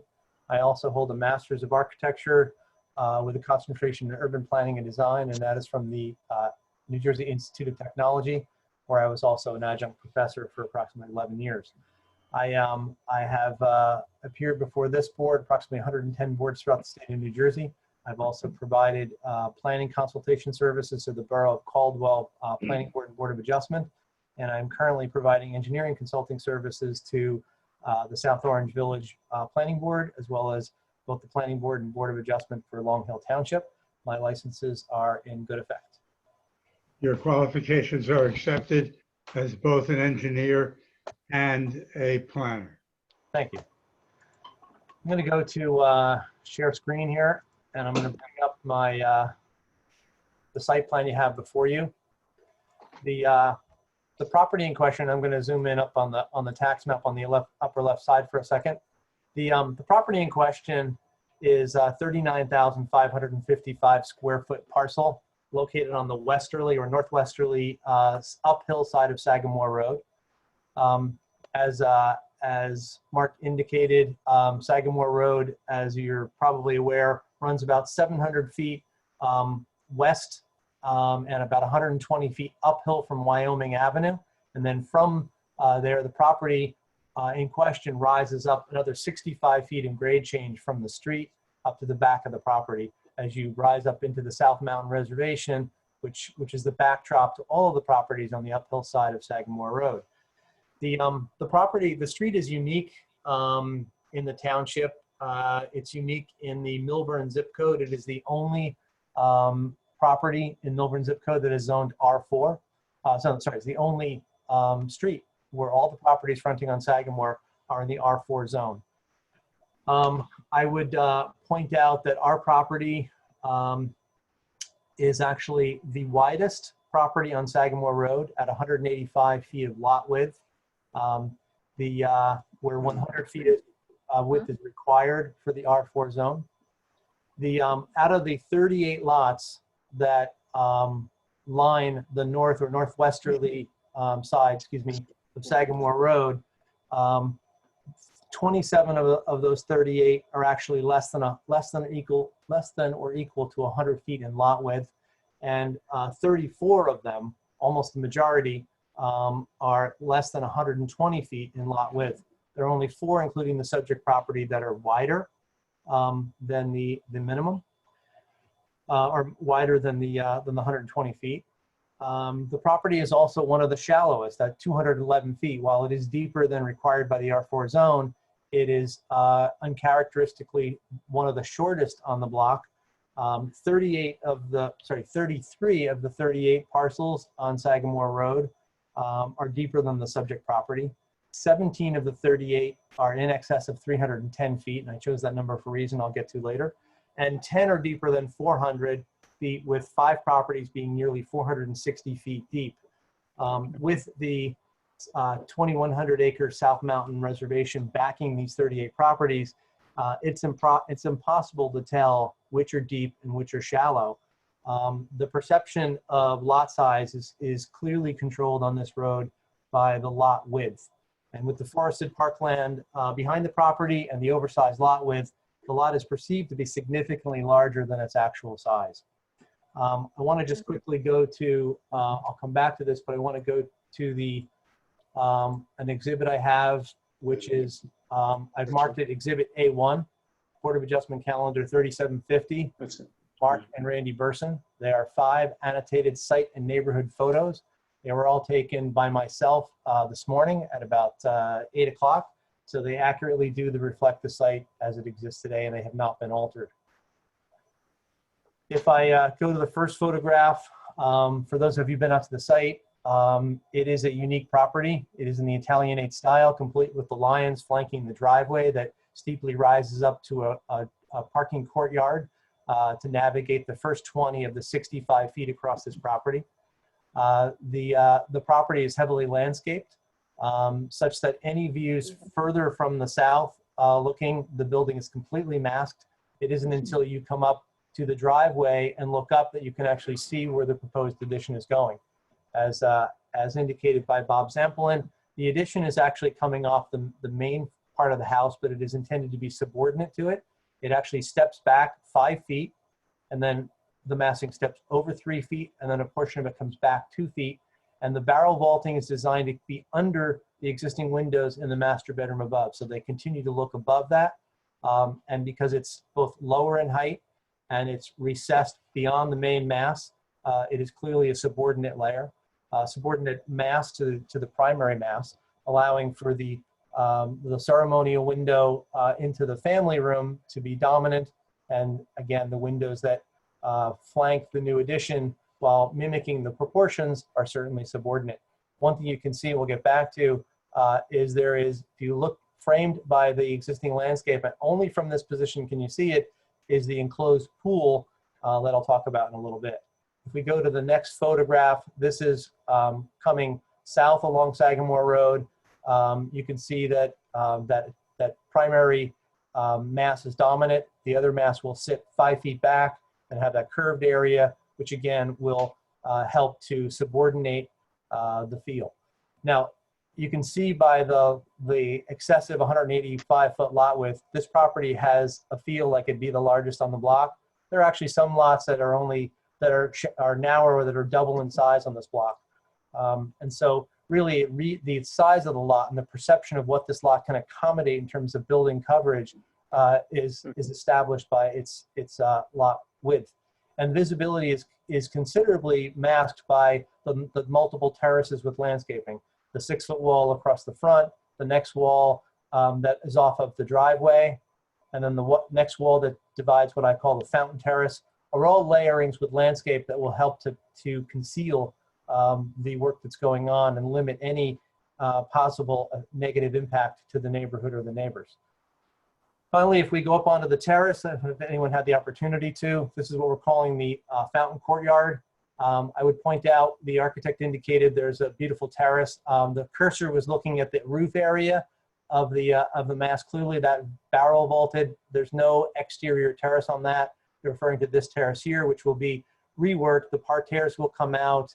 The paving materials will come out. You'll come up the stairs. There'll be a lawn area up to the second stair that goes up to the pool area. This is the area where it comes back 5 feet, and then a portion of it comes back out 2 feet. This is where the area will be.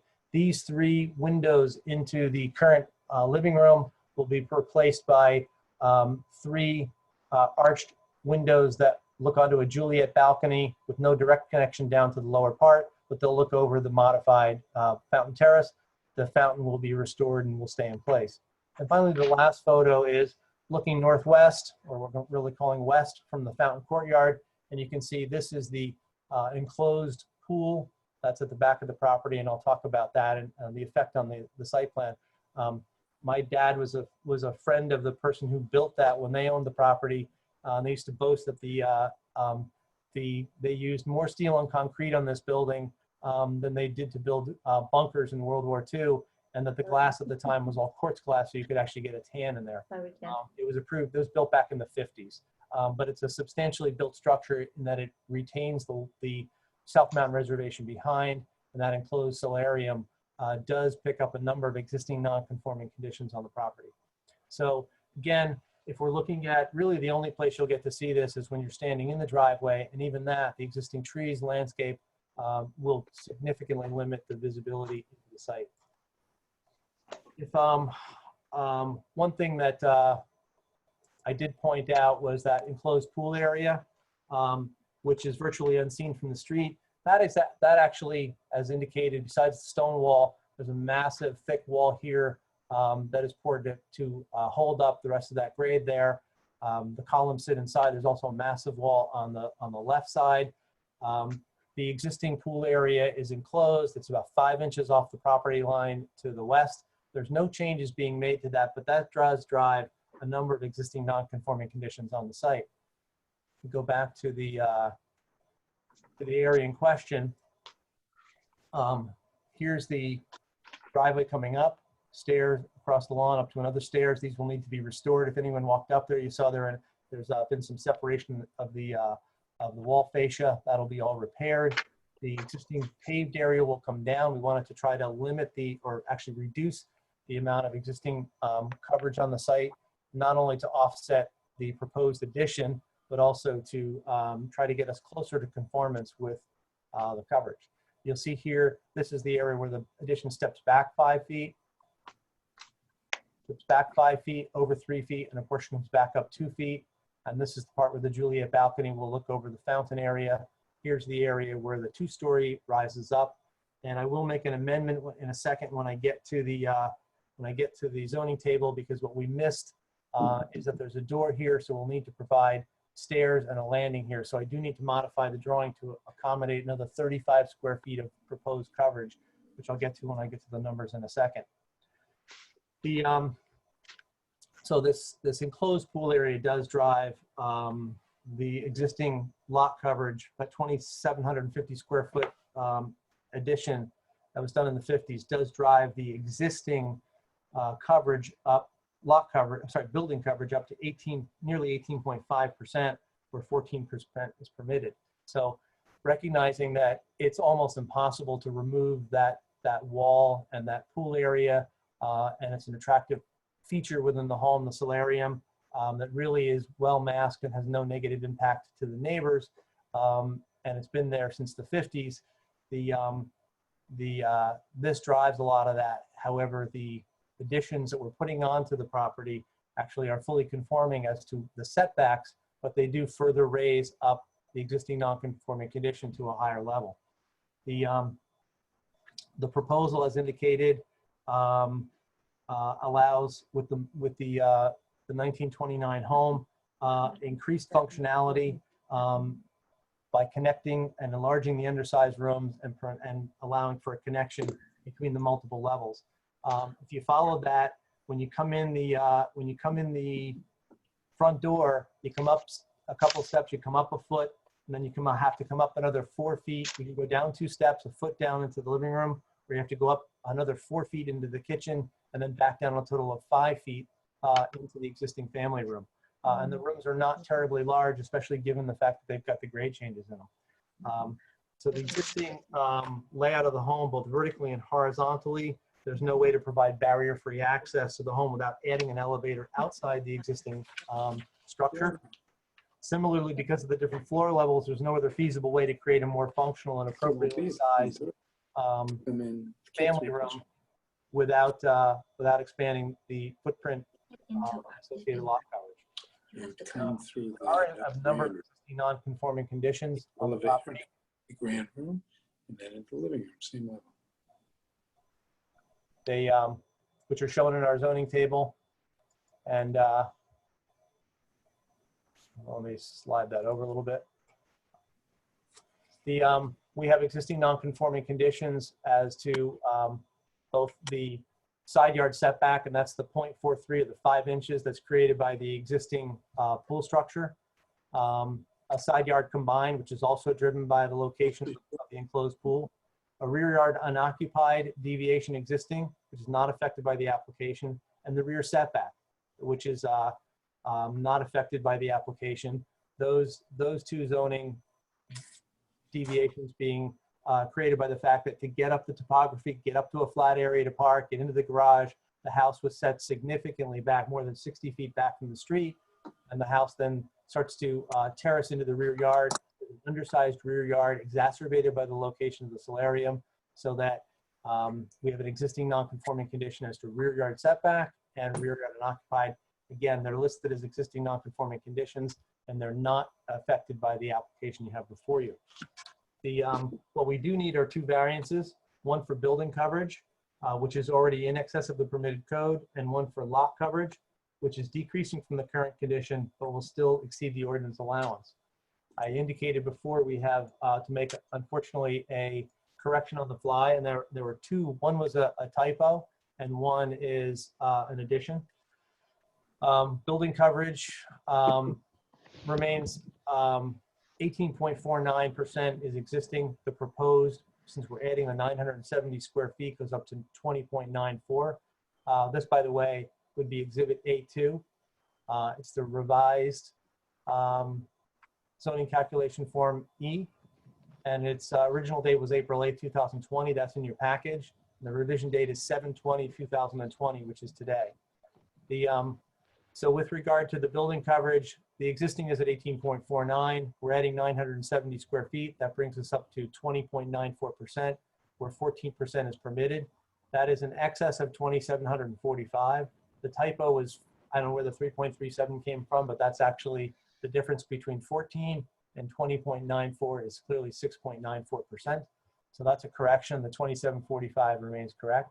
And with the lot coverage, with adding that 35 square feet to cover the stairs coming out and making that connection between the house and the fountain terrace, we had to add 35 square feet. So existing is 38.55%.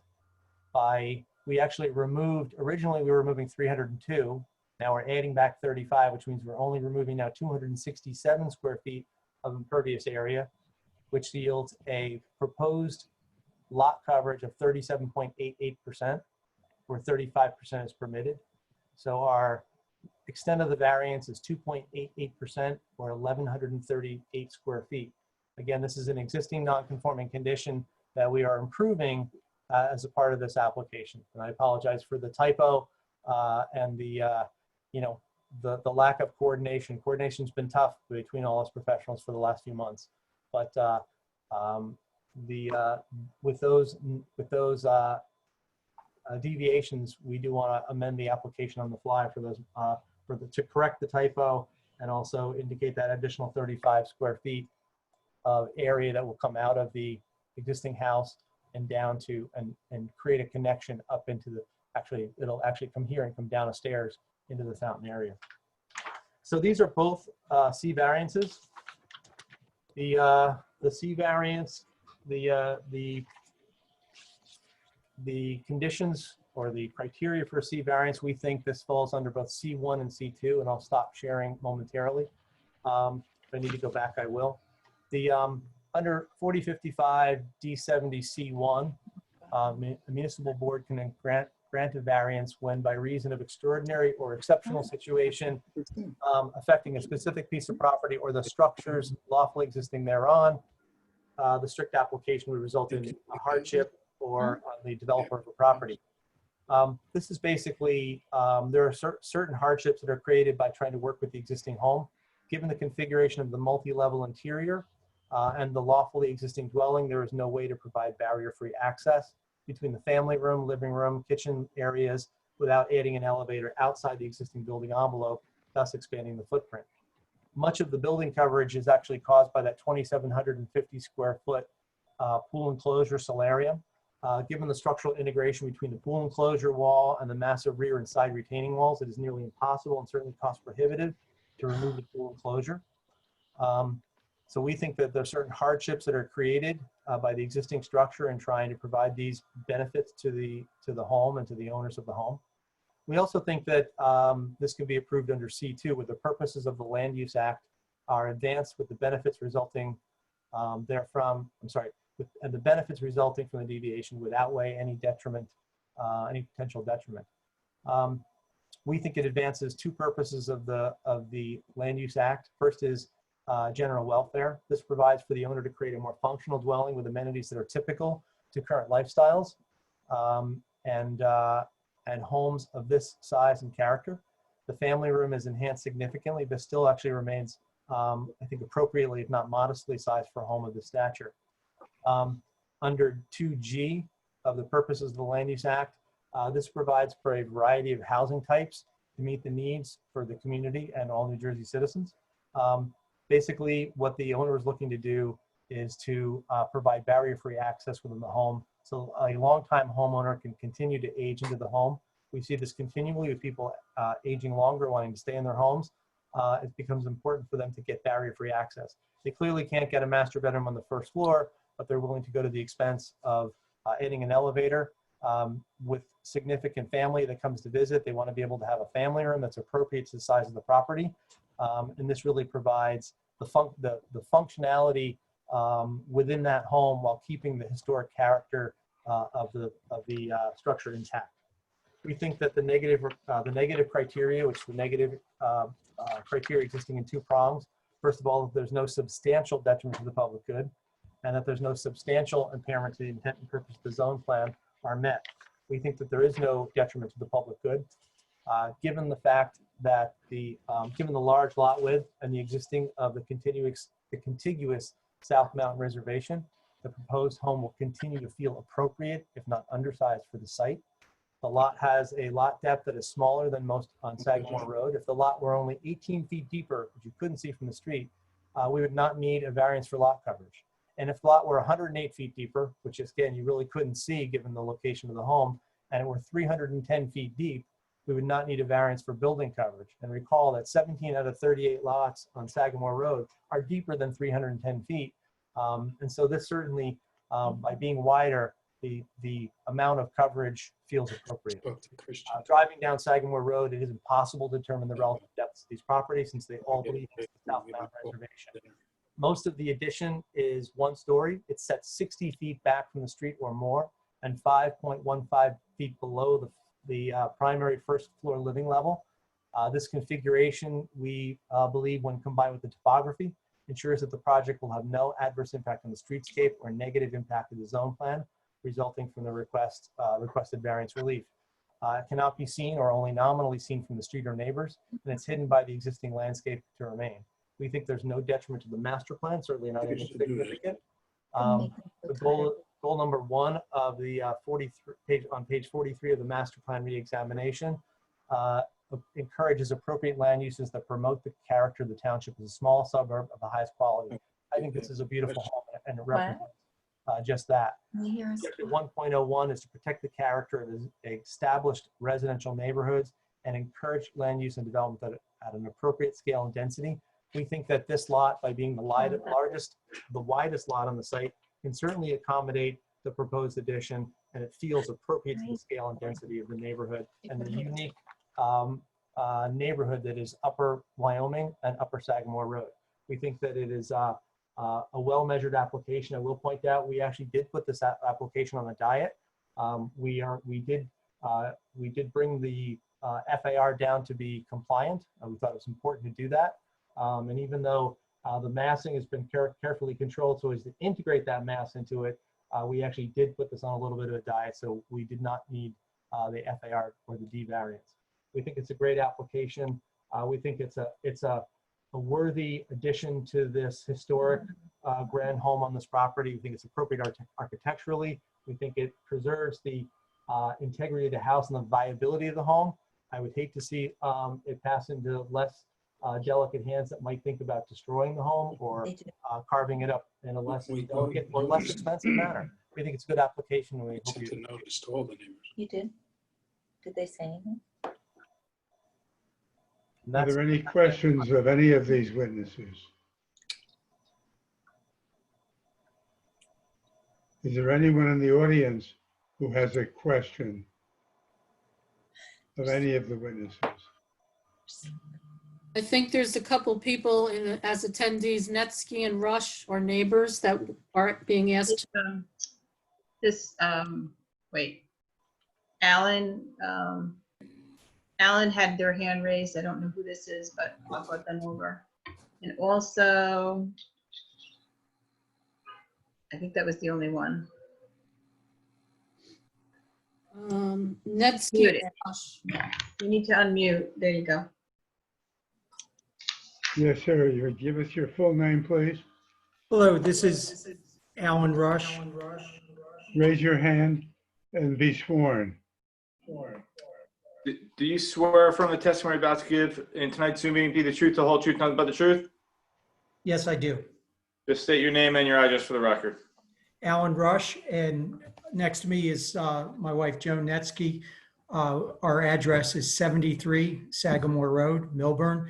We are the next door neighbors of the adjacent property on the left, the southwest side, which is facing the addition that is being proposed. And would you tell us what you think about it? Well, feels overwhelming to have to deal with this. You know, I guess Mr. Keller made a Now, comment. wait a that- minute, you haven't been sworn. I'm sorry, what's that? You have not been sworn.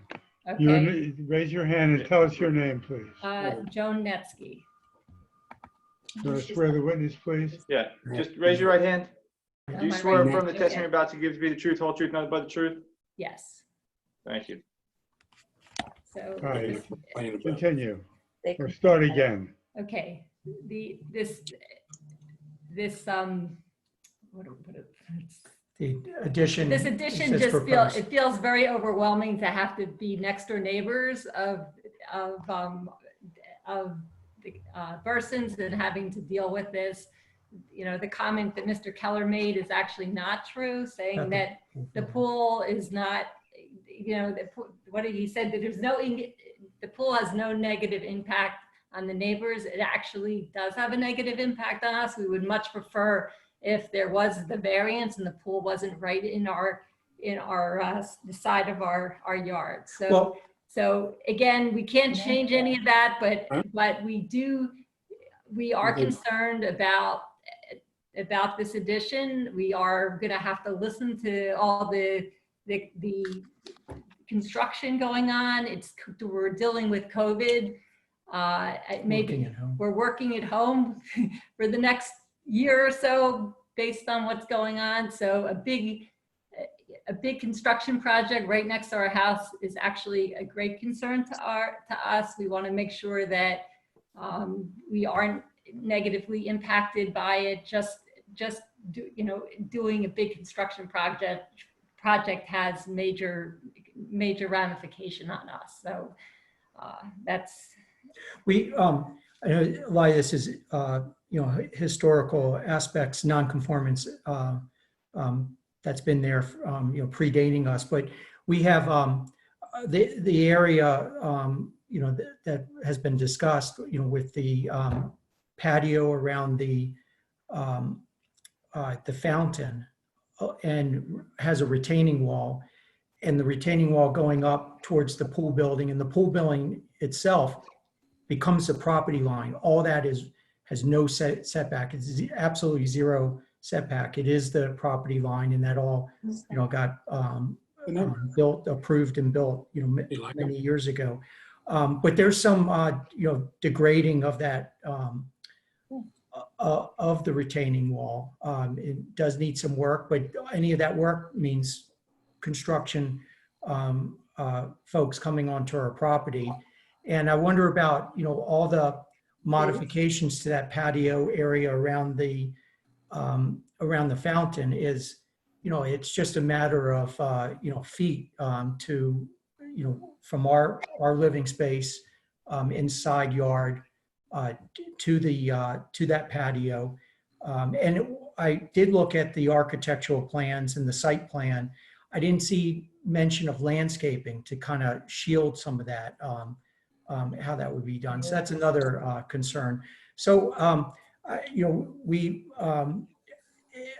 the concept of the work,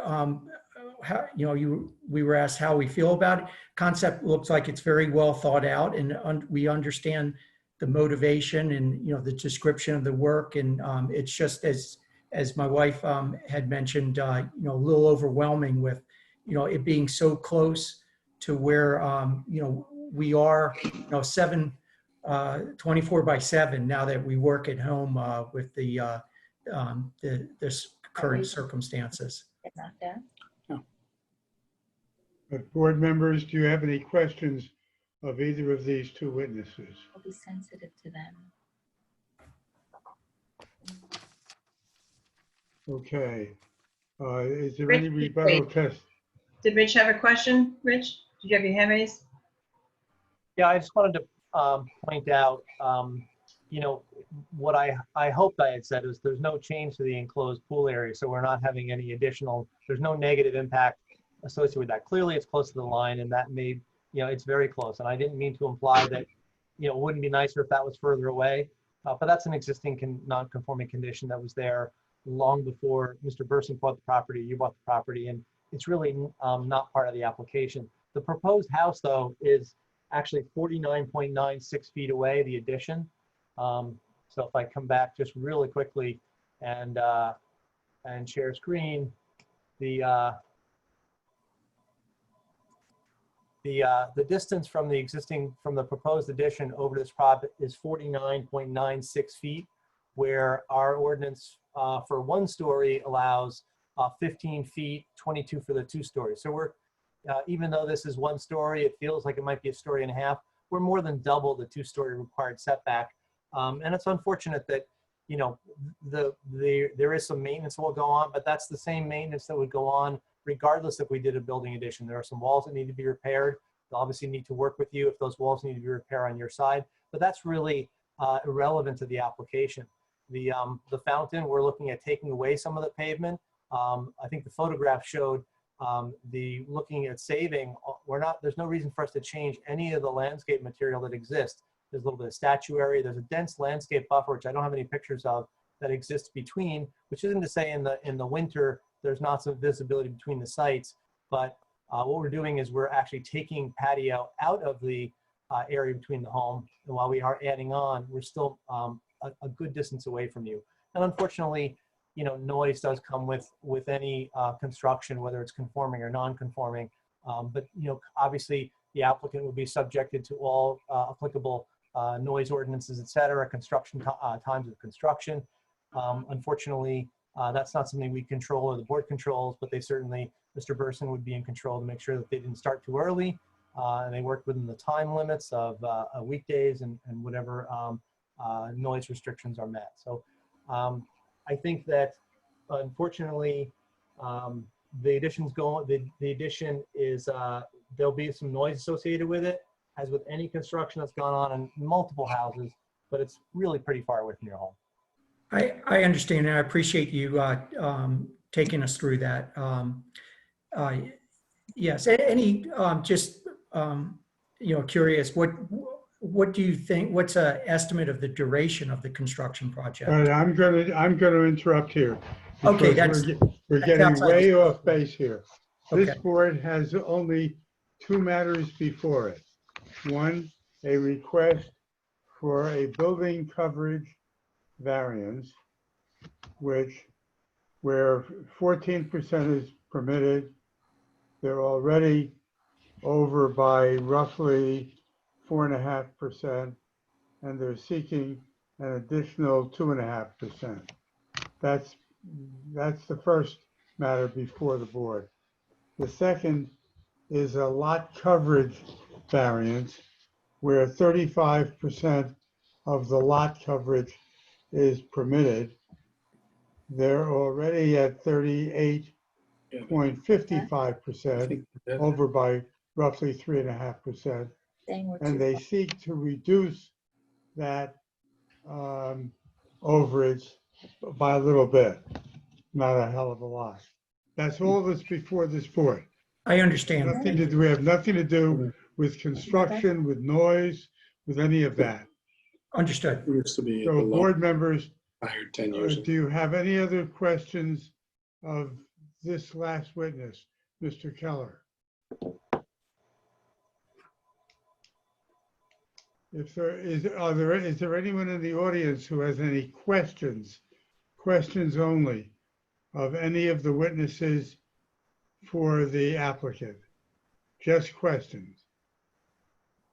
Is there anyone in the audience who has a comment he or she would like to make other than the Rushes who've already given us their comments? If there is not, I will end the public portion of the meeting and ask board members for your comments before I'll entertain a motion. Anyone on the board?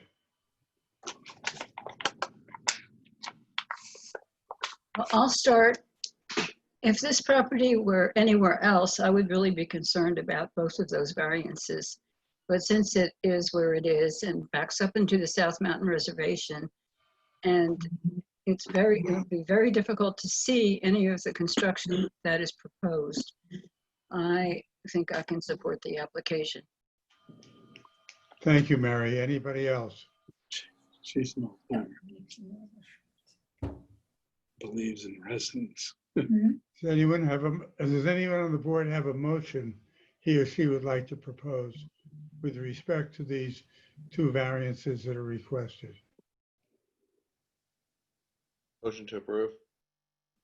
You move to approve? Yes, move to approve. I'll Is it- second.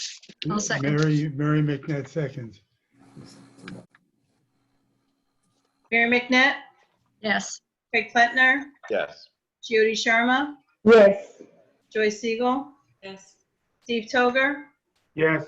Jessica Glatt, Yes. Joseph Steinberg. Yes, the application is approved. All Thank right, you. now we have another set of applicants who are waiting to come back. Yeah, I need to get these people out. Hold on. Can we get them back? As soon as, let me just get these people off and then we'll get them out. Thank you.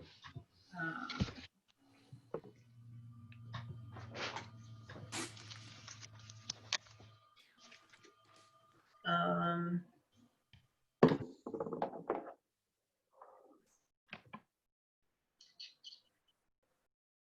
all right.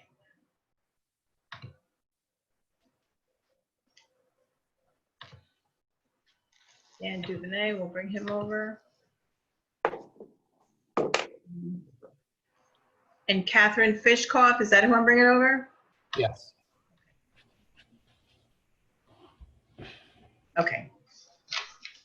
Okay, just for the record, we're back on I'm not sure I know how to pronounce the name. Nave?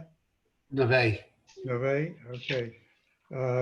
Application on 5 Canoe Brook Road.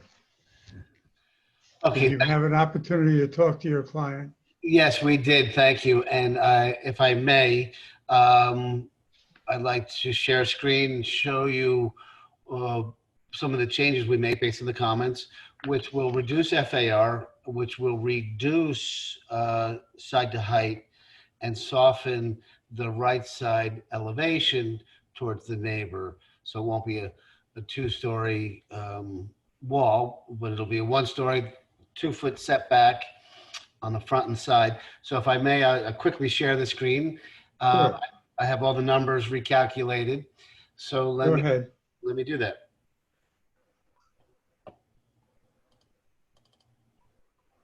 Okay.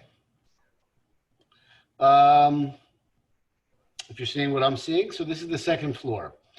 So if I pull 2 feet off the proposed second floor on the right side, and I would like to also push 2 feet back from the front, because what I'm trying to do is now create a separate roof line, and I'll show you that.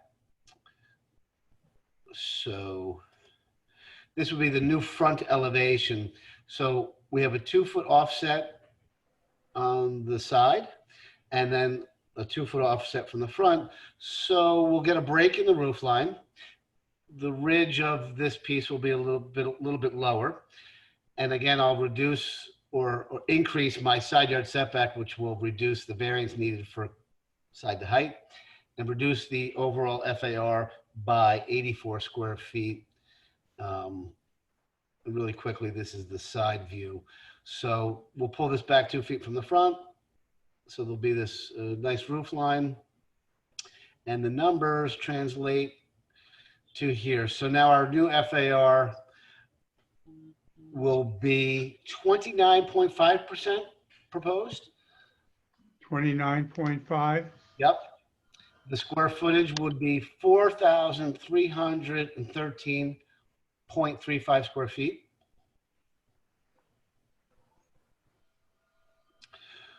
Which will be an overage by 522.55 square feet, 13.7% deviation.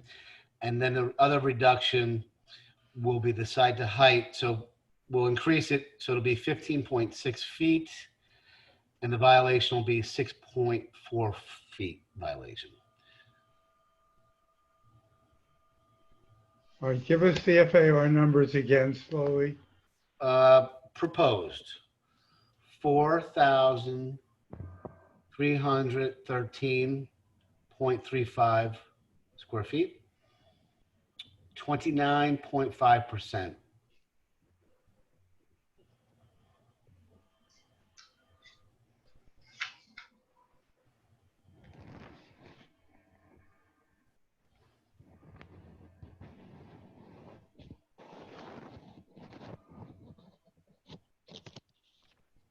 And again, it's kind of nice to have the input, but I personally think this is a nice improvement to the overall architecture. I adjusted some windows, but I think it has that stepping. It has a nice balance to it. Can you give us the extent of the variance on the FAR, both in square footage and percentage? Yes, the square footage would be 522.55 square feet. And the reduction, give me a second. So if we take a maximum allowed is a 26, well, we're at 29.5 minus 26, 3.5%. 3.5? Yes.